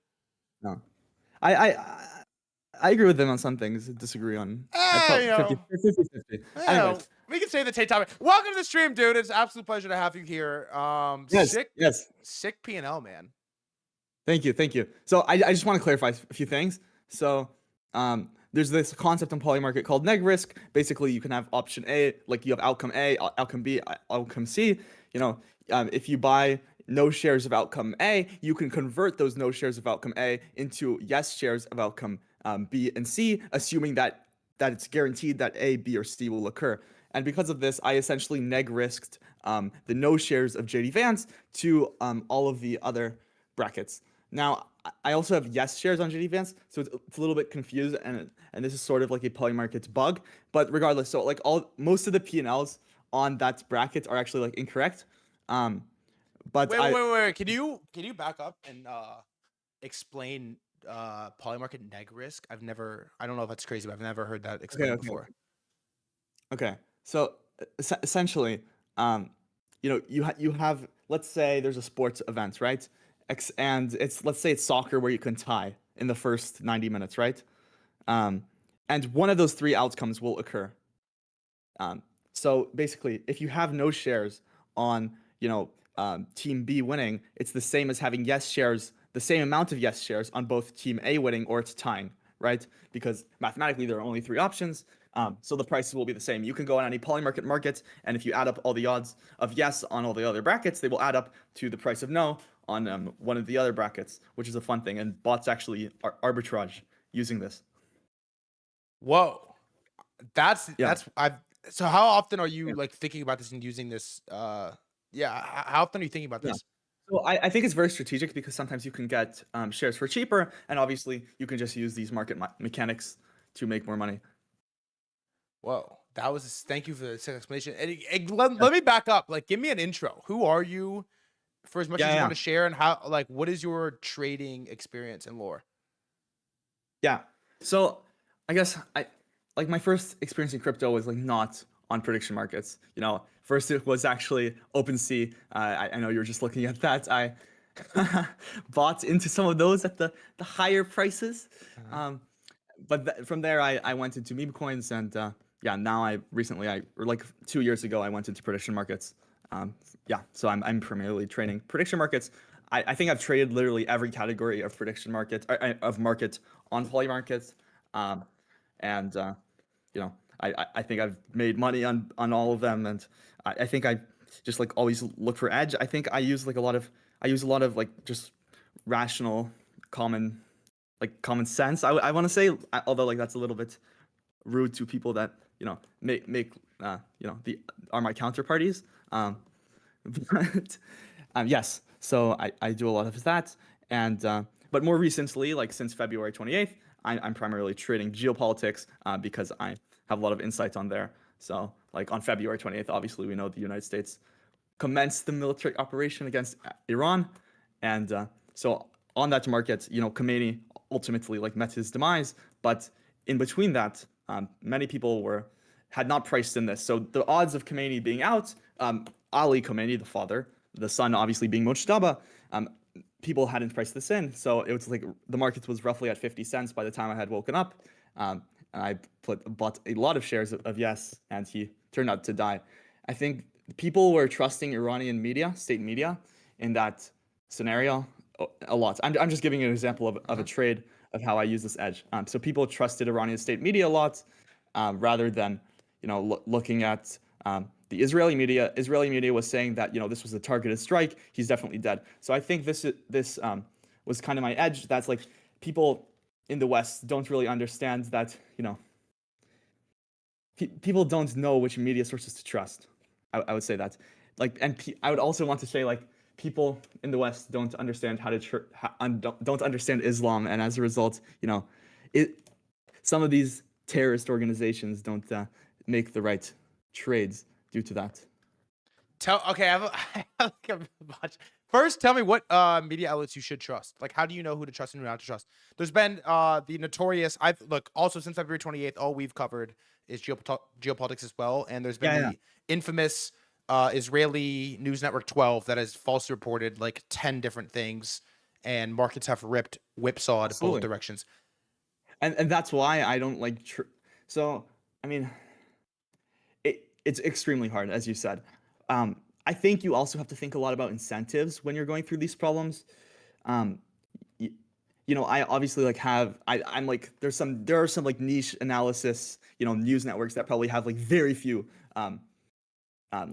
readers or viewers or listeners, but they have like extremely good insights. Traditionally, these are like either like universities or like some nonprofits. I don't really want to say the names because it's a big edge, but there are sources like this, like they gave insights, for instance, into Mujtaba Khomeini being the leader, despite him being only priced at like 5 to 15 C on poly markets, when the Iranian clerks, which are like religious leaders, actually voted for him. But yes, Mujtaba ultimately was the leader. By the way, I want to make it clear, there is like a controversy whether Mujtaba is truly alive. I don't know if you've gone over this. It is my opinion that give me the breakdown and what you think. I think he's dead. Like the IRGC is incentivized to pick like a dead leader. Mujtaba was already next in line, but when he died, the leaders of the IRGC would have significant more power if they picked someone who's already dead, because there wouldn't be like as much internal internal conflict. So I think that like if that's that to answer the question of why they would pick someone dead, it's because they would get much more power on an individual level. And secondly, I think the whole story of Mujtaba's quote unquote survival from the compound, the story is like mentioned as him walking outside of the main compound, and he goes into this other part of the compound, and then he walks down the stairs back to the compound, and the Israeli bombs hit the compound, his father's compound, killing his father. And Mujtaba Khomeini, thanks to Allah, only his arm was destroyed or hurt or something. And that story just seems so far-fetched that I think it's they have to use like this religious figure to sort of justify. I think it's extremely likely that Mujtaba is dead. Okay. Is there an active market that you're positioned in either direction on that? I have some shares on the Yes that he'll be out, but okay. By when? By the end of the year. But I'm just really worried that even though I know he's dead, he could they could just hide it because the IRGC doesn't want to make it. They want the power, right? Why are they gonna say Mujtaba's alive if they can keep this power and keep this sort of deception? Got it. Okay. Like the IRGC has no incentive to say Mujtaba is dead, and they would also have lied. What do you do all day? Give me your like daily routine. Like, what are you doing all day? Are you? Yeah, I'm a student. You're a student? So this is like a part-time thing for you? Yeah. Like you're in university? I mean, no comment. Sorry. That is insane though. So you're a student and you are trading prediction markets. Are you trading other markets? Yes. Or are you mostly trading prediction markets?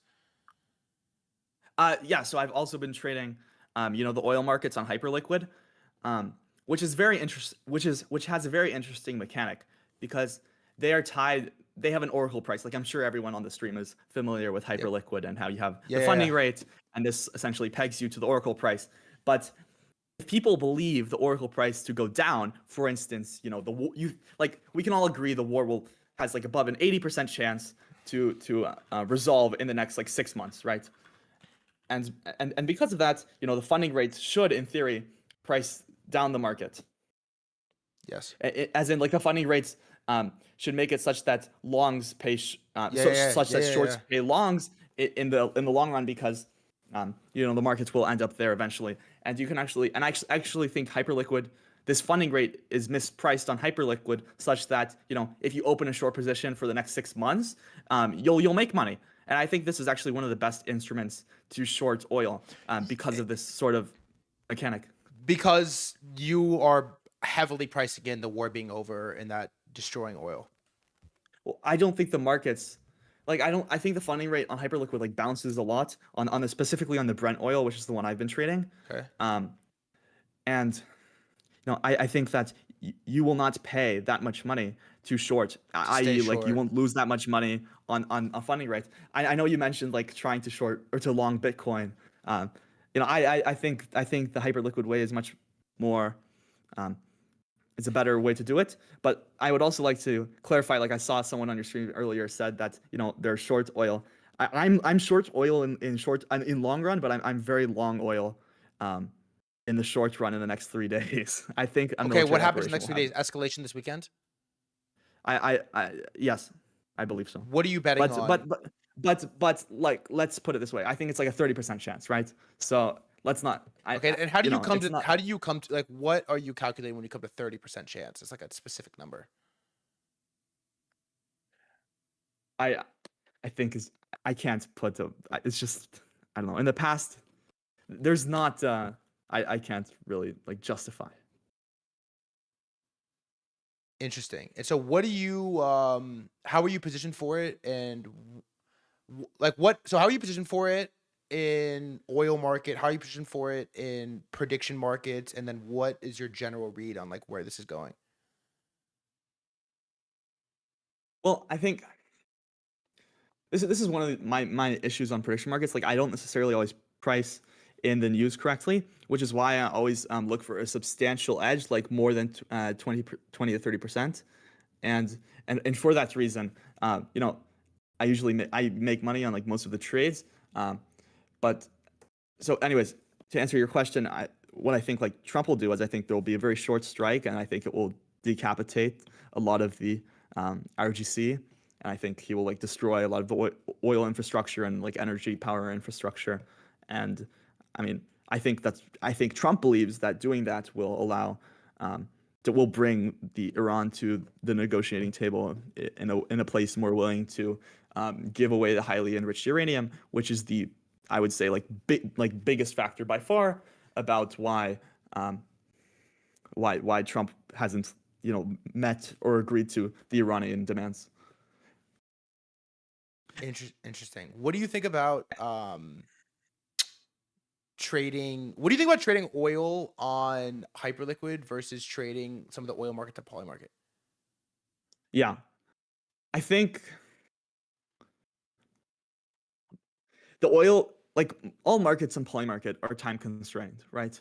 They all have a resolution date. They will go to 0, 1, or 50%, depending on the market rules, by whatever resolution date. And because of this, I haven't always the time frames are harder to predict than what will actually happen.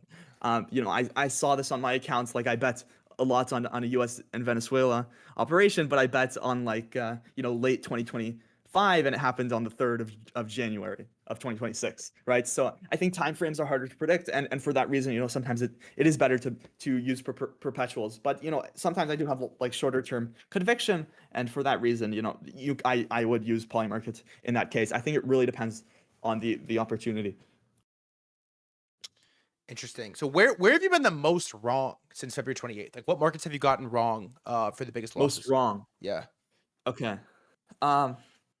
I was very long oil right when It's been such a brutal trade. When the last ceasefire occurred. I was also very long oil at the beginning of the war, and I made a lot of money. But yes, but most recently, where I lost money, like since February 28th, was these oil markets. And on Polymarket, I think it was like similar related markets to that. I didn't think a ceasefire would occur. I think the ceasefire has been rather stupid, to be frank with you. And I listened to some analysis, and it had basically said, and this is very interesting, that Axios, the news agency, is essentially like Trump messaging. And I and the messaging of Axios at the time was such that Iran's not agreeing to a deal. Trump's the peace guy. It's all Iran's fault. And that would be clear messaging for an operation. Like that justifies it. Iran's trying to build a nuclear weapon, and they're not agreeing to this peace deal or giving us the heavily enriched uranium back. So I thought I had a lot of conviction that would be the messaging. And I honestly don't know why they did the ceasefire, and I'm still confused with it to this day. I think it was probably pressure from the American people, and maybe oil prices were too high for Trump. But looking back today, the strait's still closed. Some people speculate maybe we go to no deal, no nuclear deal, and no reopening of the strait, which will also bring oil up. But yeah, I think there are like a lot of factors. What are you not like? Okay, dude, I've been trading oil nonstop too, and I'm kind of cucked on it. Like, the reason I said long BTC instead of short oil is like, okay, if war, Trump comes out, whatever, we have the actual ceasefire or peace, war is done, oil is gonna crater down. But I also have this. There's 3 months of the closure of the Strait of Hormuz, which accounts for 20+%. I don't know what the long-term impacts of like supply chain oil are. There's also all the stuff that's happening in Russia. Oil fields, refineries are getting blown up. I have no concept for how to account for the long-term effects of that. And so oil short longer than that first red like leverage candle, I don't know what to do with. Yeah. And you want to hear something interesting? Yes, please. So I'm just thinking I should say this. Whatever. I know that hedge funds are the opposite of you. They do not know how to. They don't know how to trade this conflict. They don't know what's going on. But what do these hedge funds that trade energy understand? They understand supply and demand. Obviously, they understand like all of these other effects, and I think that's what they're good at. But what they're not good at, and where we can gain an edge as retail, or I don't know if I'm retail. I don't know what I am, but whatever I'm classified as, where I can gain an edge, is from like these geopolitics, which we say we understand, but I think it's the inverse of what the hedge funds understand, which is quite fascinating, and is where we gain an edge. Did you watch the whole stream today? I watched some of it. Can you where does retail edge exist in 2026? If you're really, really smart, everywhere. If you're like average IQ, like don't just like buy S&P. What is the level of how smart you have to be to extend beyond buy S&P? I don't know, maybe like 130 IQ plus. What is that? Like how smart is that? I don't know. I've never done an IQ test. I don't know. I think I'm like 145. So I don't know. What percent is 145? Let's see. I don't know, like maybe 95th. Percent of population is 145 IQ. I mean that's top 1-3% of the general population. 1 in 700 people, and there's like probably 250 people watching the stream. So by default, over the next 3 days, you would be the smartest person in the stream, just off like pure math. I think that's correct. You're cutting out. Can you hear me or no? It's you. No, don't worry. Yo, check. Hey, tell him to leave and come back. Hold on. Where's the I can't find the chat with him. Y'all can hear me, right? Leave, come back. It's you, not me. This guy's kind of sick. What should I ask him? What do you want me to ask him? Bro said Not that smart. I have a what? Chat. What IQ do you think I have? What IQ do you think I have? Be honest. Guess my IQ. I'll take an IQ test on stream. I swear I'll do it. Can we do a short one? How long can an IQ test be?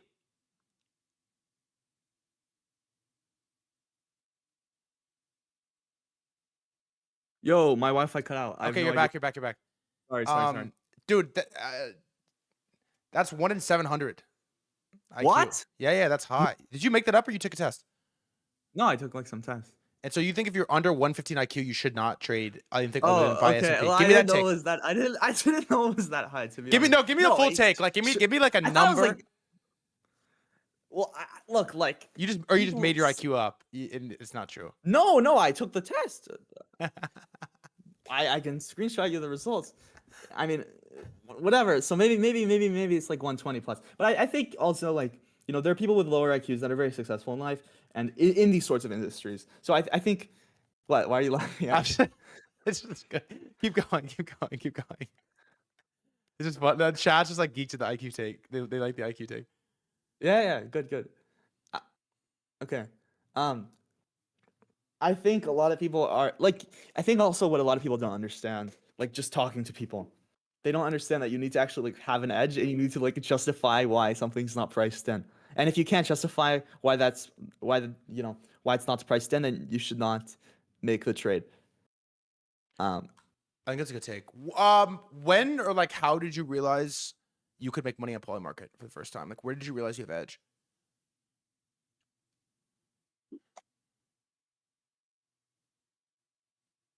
I think it probably was like Middle East or like copy trading people. Copy trading people. What's your strategy for copy Yeah. trading people? Well, I wouldn't say copy trading. I think it's actually the opposite of copy trading. I think one Counter trading? way to no. Well, so one way to get some more edge on poly markets is to I think it's very, very valuable to speak to your counterparty, to speak with the other side.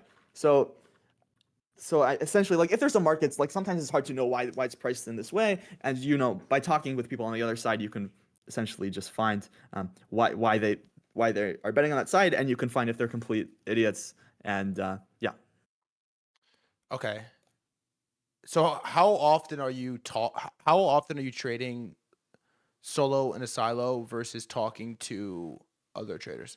Like how much of your trading I'd say, like, independent versus like crowdsourced? I think it's like 50-50.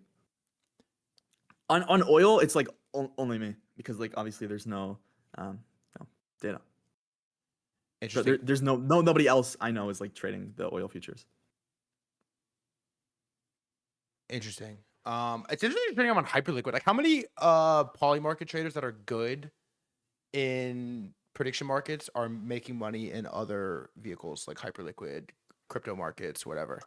I know you had like Map on your stream like a few months or weeks ago. I know he like bought like oil futures. Maybe it was like using TradFi. But I'd say the percentage is like maybe 5 to 10. Interesting. What do you think is gonna happen? We talked about it at the beginning very briefly. What do you think is gonna happen with 2028? Rubio, Vance, the other side as well. Absolutely. So Rubio is not gonna run.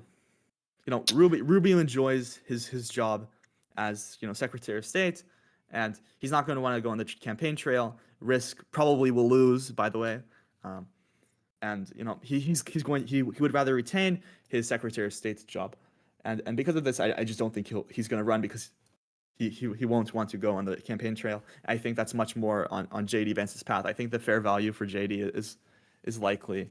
Dude, I feel like they're sabotaging Vance. Like JD Vance, who was the most in-Trump admin, the most anti-Middle East war. War starts, he says nothing the entire time. The first time they let JD Vance speak, they throw him to Pakistan to do negotiations. That was I can tell you why.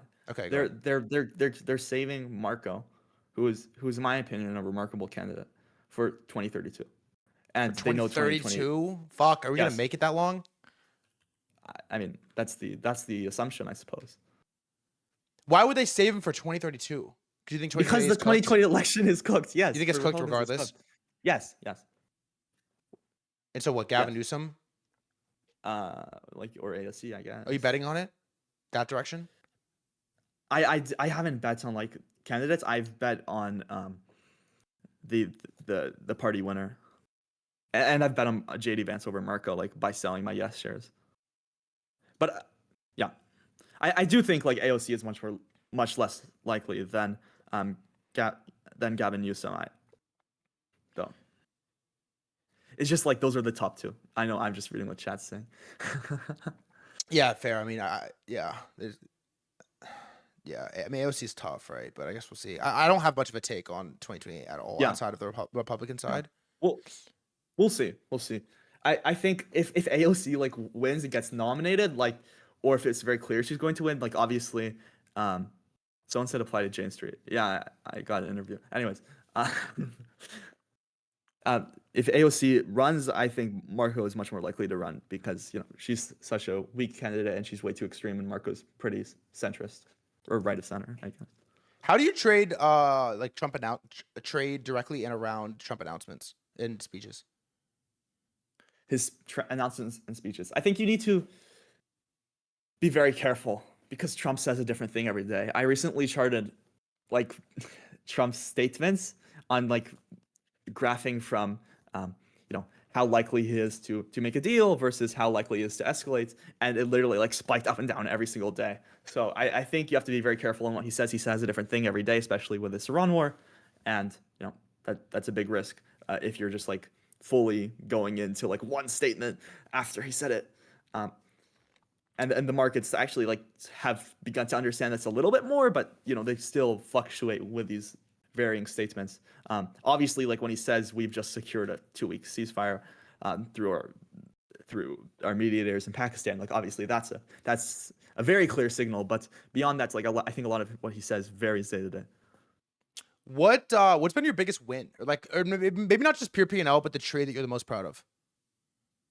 Trade I'm the most proud of. Yeah. I think I'm very proud of the like Canadian trade. That was pretty good. I'm fairly proud of like I've just traded so many like really small markets. Yeah, that's the thing fair. with like where I've made like I my trades are actually like pretty small. At least they were until like recently, like where I kind of sized up. But yeah, so like I have so many like just like a few $1,000 wins. Yeah. But that just makes money. Huh. Dude, I've enjoyed talking to you. Give me like a like what do you tell people or advice that you give people to try to figure out how to make money or where to make money on Polymarket? Like how do you make money on Polymarket if you're a profitable crypto trader or elsewhere? Make sure you have your edge. Make sure you can justify where the market's mispriced. Make sure you understand why people are betting on the other direction. Make sure you have all the information, and don't be afraid to not take a trade, because not taking a trade is a trade, basically. Who do you think we should get on? Who are like your favorite Polymarket traders? Favorite Polymarket traders? I think I'll get my friend Remember Omelek on. He's pretty smart. He's a sharp. He's made like, I don't know, maybe $1 million in the last since he started like a year and a half ago. I think he's a great guy to talk to. Obviously, you already spoke with Map, who's great as well. What do you think is the upper bound of how much you could make on Poly? Like you specifically?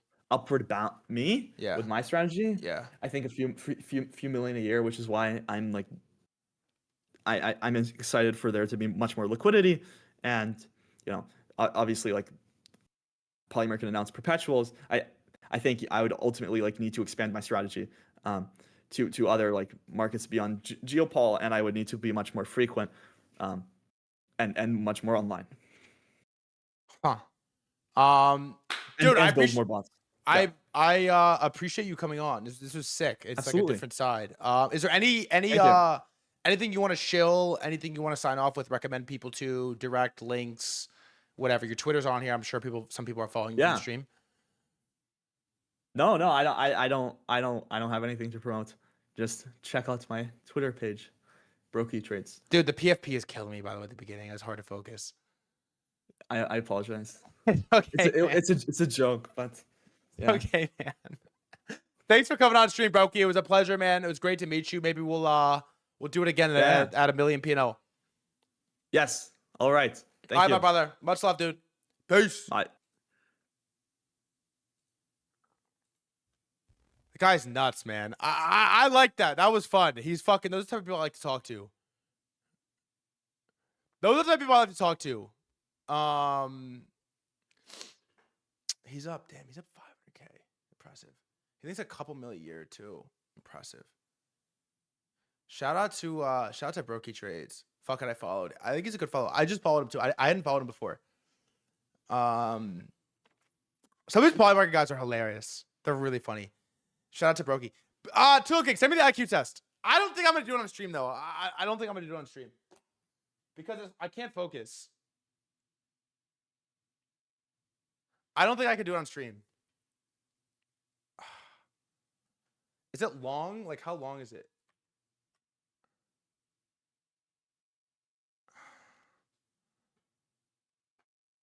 Oh, dude, GME, are they really gonna buy game eBay? I want a long GME, but I don't know where to long it. Fuck, man.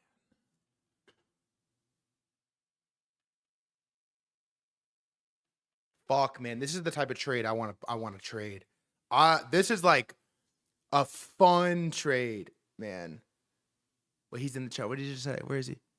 He said, I'm not autistic. They tested me when I was younger. Yeah. Shut up.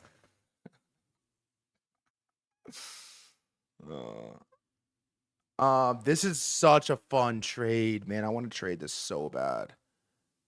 I know you were screaming about it. How much is eBay up? I don't know where to trade it though. Hyperliquid doesn't have it.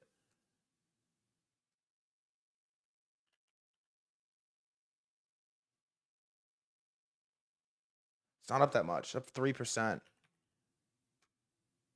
Whoa. eBay's up a lot.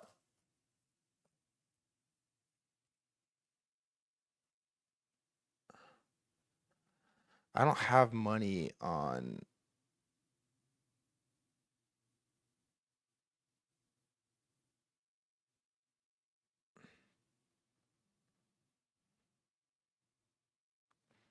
Everything dripping crypto just cocked. This looks decent. What about my shitty ass Dogecoin? Robinhood's leveraged GME. I know, but I don't have any money on Robinhood. All my money's on chain, bro. Not all of it, but a lot of it. Oh, nice. Oh, dude, I can't do this on stream. I cannot do this on stream. 35 puzzles in 25 minutes. There's no way I can do this on stream. I can't do this on stream, dude. I don't want to do this on stream. I don't. It's just like, it's gonna be...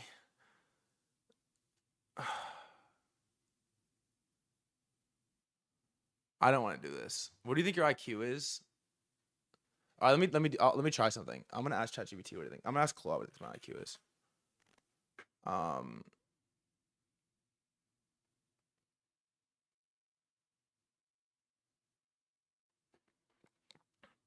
Give me a rough ballpark for what you think my IQ is based off everything you know about me. Well, that's in itself an IQ test. Let me go ChatGPT now. Hold on. Let me just copy paste the same question.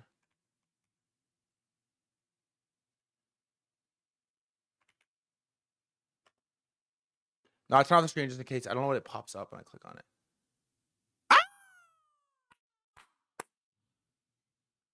120, 130.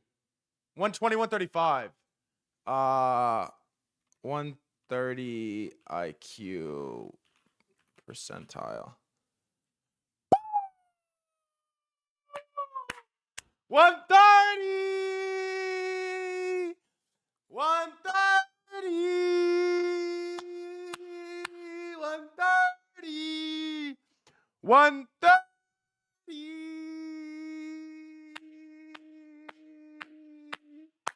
Woo!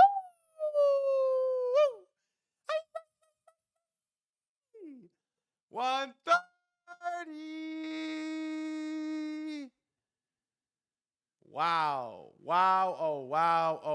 120 to 135. Claude says 120 to 130. You know what Claude said? This is what it said. The signal is noisier than you'd want it to be. Building a media company, trading across asset classes, and developing frameworks like mimetic momentum all suggest meaningfully above average reasoning. Woo! Woo-hoo! Woo-hoo-hoo! 130. Things that nudge me up. Original framework synthesis. Cross-domain pattern transfer. Sneakers to cards to NFTs to crypto to equities. Technical self-sufficiency. Verbal fluency at scale. 130. Things that nudge me down.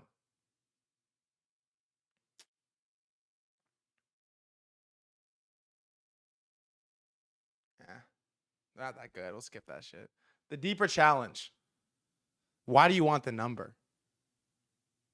Thread, ask Grok based off your tweets. All right. 130.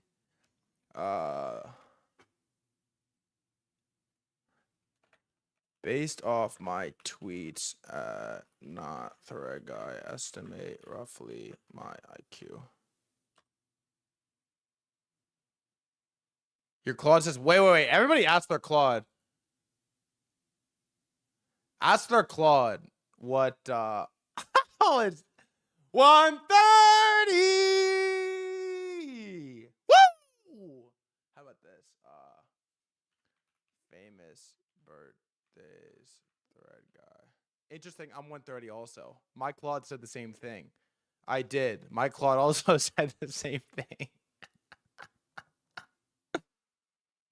Uh-oh. Same here.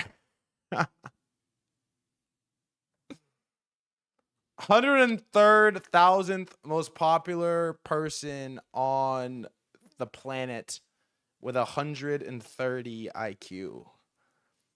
And single, and handsome, and 10% body fat, and known for posting a famous picture with Andrew Tate. Wow. Claude says, damn, Grok says you're 100. That's fucked up, dude. No, I'm not 10% body fat. I'm not. That's the one thing you disagree on. Everything else is fine.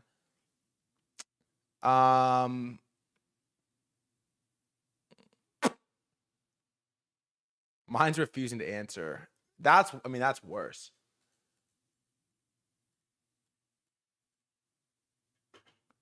Tulip King, send me the test again. Brokey is sick. Send me the test again.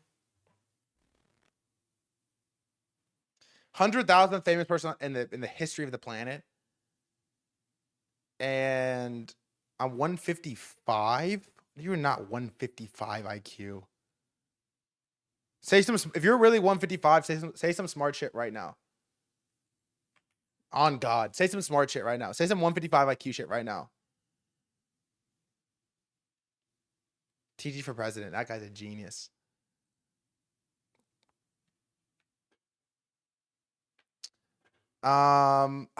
It's just gonna take so long. All right, wait. Let me try something.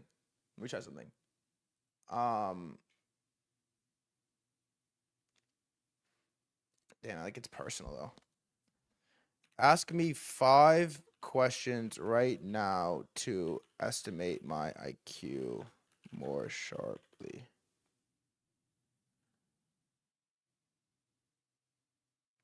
Fuck. I might get them all wrong. I might get them all wrong. I mean, these are brutal. I can't do it on stream. I just can't. I can't do it on stream.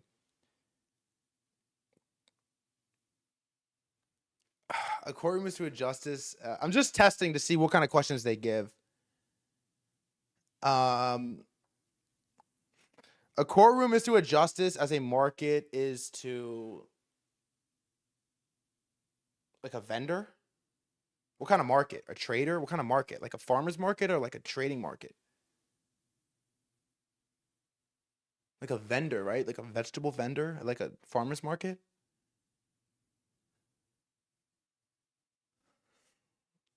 I mean, what kind of market? Like, what am I just I need more info first. 2. What number comes next? +4, +6, +8, +10, +12. Obviously 56. Who said I wasn't a math guy?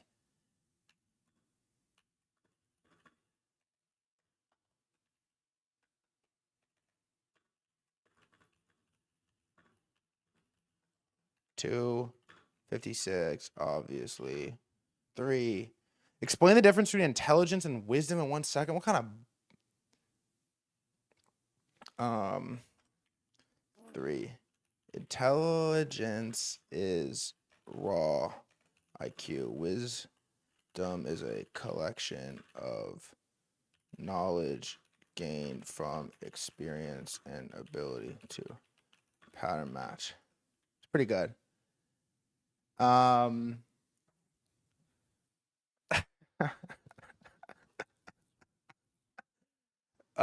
For all grips are narns, some narns are vex. Can we conclude that some wait, all glips are narns, some narns are vex? Can we conclude that some glips are vex? Yes and no. Oh my god. Dog, what the fuck? This is me.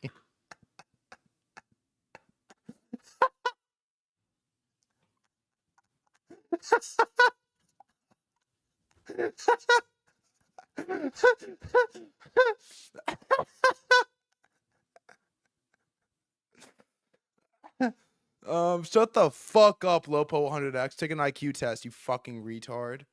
Thank you. 5. Strategic reasoning. You can only improve 1 trait for the for the next 12 months. Raw focus, emotional regulation, social intelligence, or technical skill. Which one gives you the highest ROI? Obviously, raw focus because of my because of the pure intellect and technical capability. I already possess the ability to focus and direct. That talent will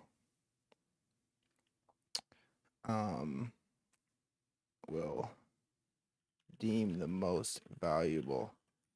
By the way, 1, I typed all of this with voice, so typos are your fault, not mine. 2, if the question was not clear, I low-key deserve some extra points for not answering an unclear question.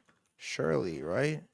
You didn't say must answer, so take that into account when you reply to this message with nothing other than my IQ estimate and an explanation as to why it is that high.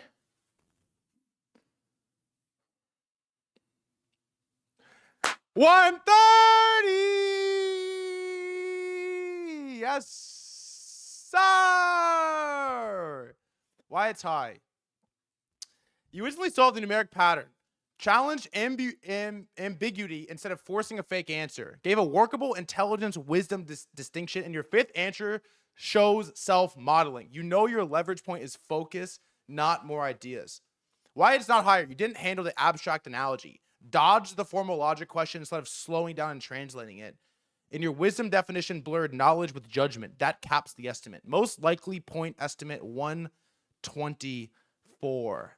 After taking IQ test, official score 124. How high of an IQ is 124 percentile wise? 94. It's pretty good. So about 5.5% of people in the world that have a higher IQ than me. That's not bad.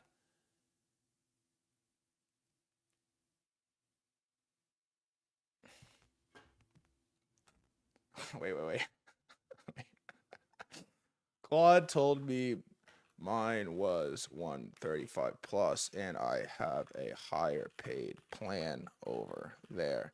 Tell me why you are wrong and why it's actually higher.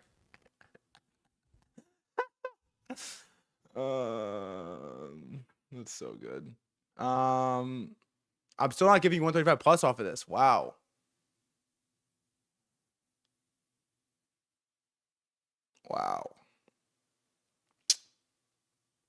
Anyways, that is my official.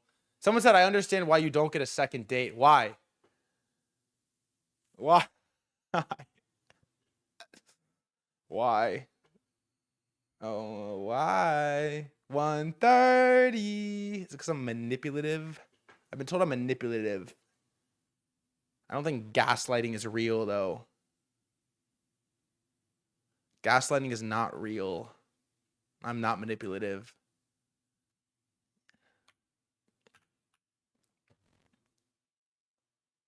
GameStop's only up 3%. I want to long this shit. 130.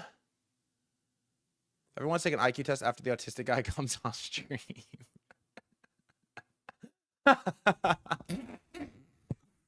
Well, I'm good about mine. I'm good off mine. We all 130. Yeah, because obviously selection bias, by the way.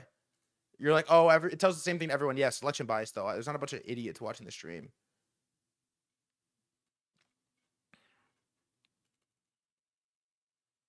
I'll take a real one. I'm not good at tests, though, is the problem. Like, I wish you could just speak to me and we could have...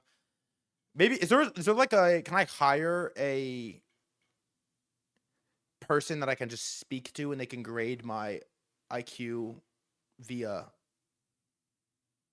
linguistic discussion? I'm not much of a test taker. Never been.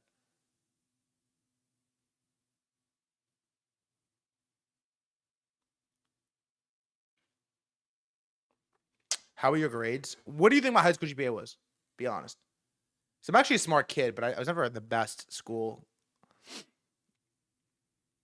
participator. What do you think my high school GPA was? 5. If you could get to 5 if you like really try. If you were like a really try hard and gay, you could get to 5. I think. But damn, you guys think like 2.3. Yonin, you work with us. You clip for me, dog. 2.3? Really? If you were like a complete tryhard, you could get up to 5. Put weighted. Oh, actually, forget that. Guess my. It was a 3.3. Guess my SAT. It was bad. It was pretty bad. But it was like I had like an F in PE. Like I did dumb shit in school, so it pulled my score down. Guess my SAT score. Out of 1,600. Guess I didn't take an ACT. I took an SAT though. I took an SAT. At 1,600 is the best. Is the perfect score. 1,600 is the perfect score. Guess my SAT.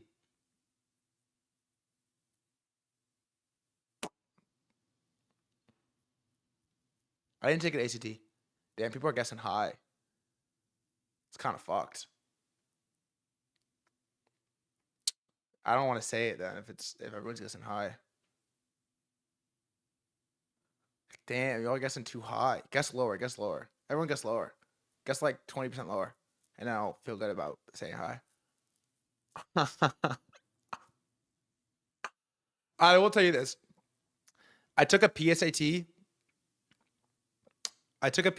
For the first time in high school. And I didn't think it mattered. And my parents had always just like let me do whatever at school for the most part. I got fine grades, so nobody really cared. A's and B's. And I didn't know that it mattered, the PSAT, and so I just took it as fast as possible. And they gave me my score back, but they sent it to my mom first before I saw my score. And you get 600 points for putting your name on the thing, and I got a 720. And my mom sat me down and was like,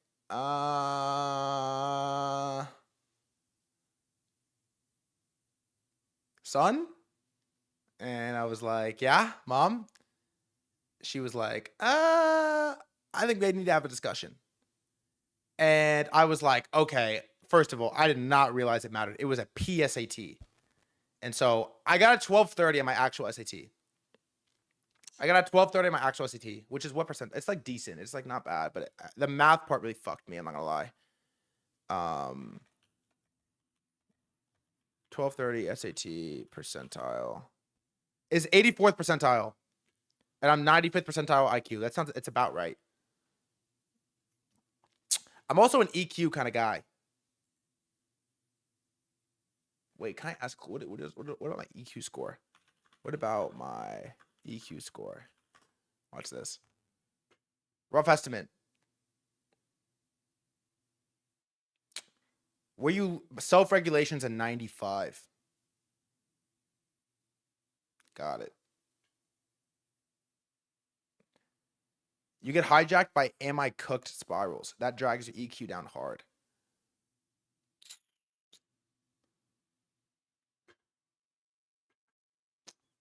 Interesting. Your emotional intelligence is high, very high. Thank you, brother. It's not bad. Your vibe tell me you're an arts major guy. That's not a, from where I'm from. That's not a compliment, man. If you're so smart, why aren't you rich? Well, actually, I did just buy a watch for the first time. I did just buy a watch. Do you want to see the watch? I just got a picture of it. Do you just have a loner? It's kind of like a deep question to ask me on a fucking live stream, dude. Don't you think? It's a little deep. Ask me on a live stream. Should we do a stream one time where you guys interview me? I answer all the questions. Like backwards. It's always interesting because I feel like I'm not the best. I don't know how to open it without doxing my whole Telegram, so I'm not going to show it.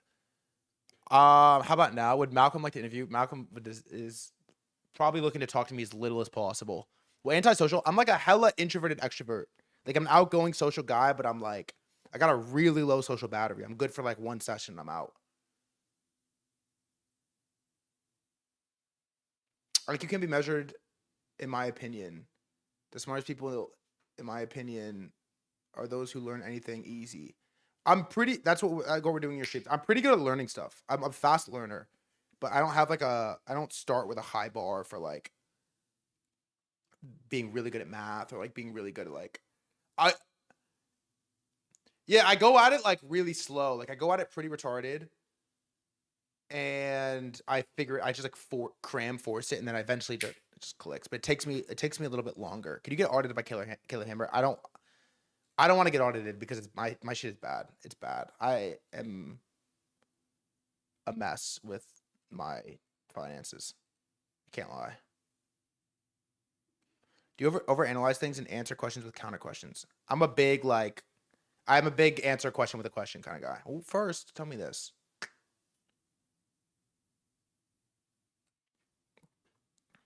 What's your biggest growth area right now? Jesus, man.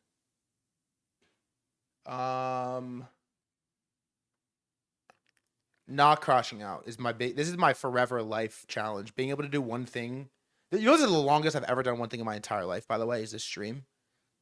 I've never worked a job more than like 6 months without just like having a full blown crash out, quit, cut my hair, restart everything.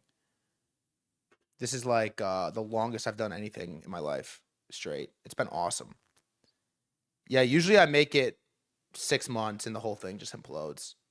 Even like down to like video games. Like I would always do like a fantasy draft on like Madden. I couldn't play more than 2 games. Like getting bored, deleting the file, starting over.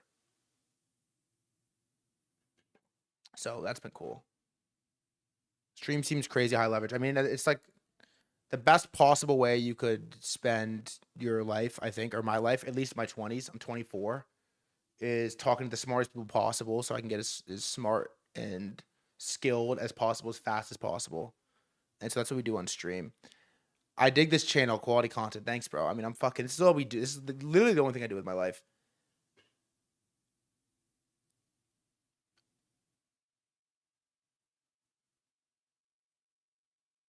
It's all I do with my life.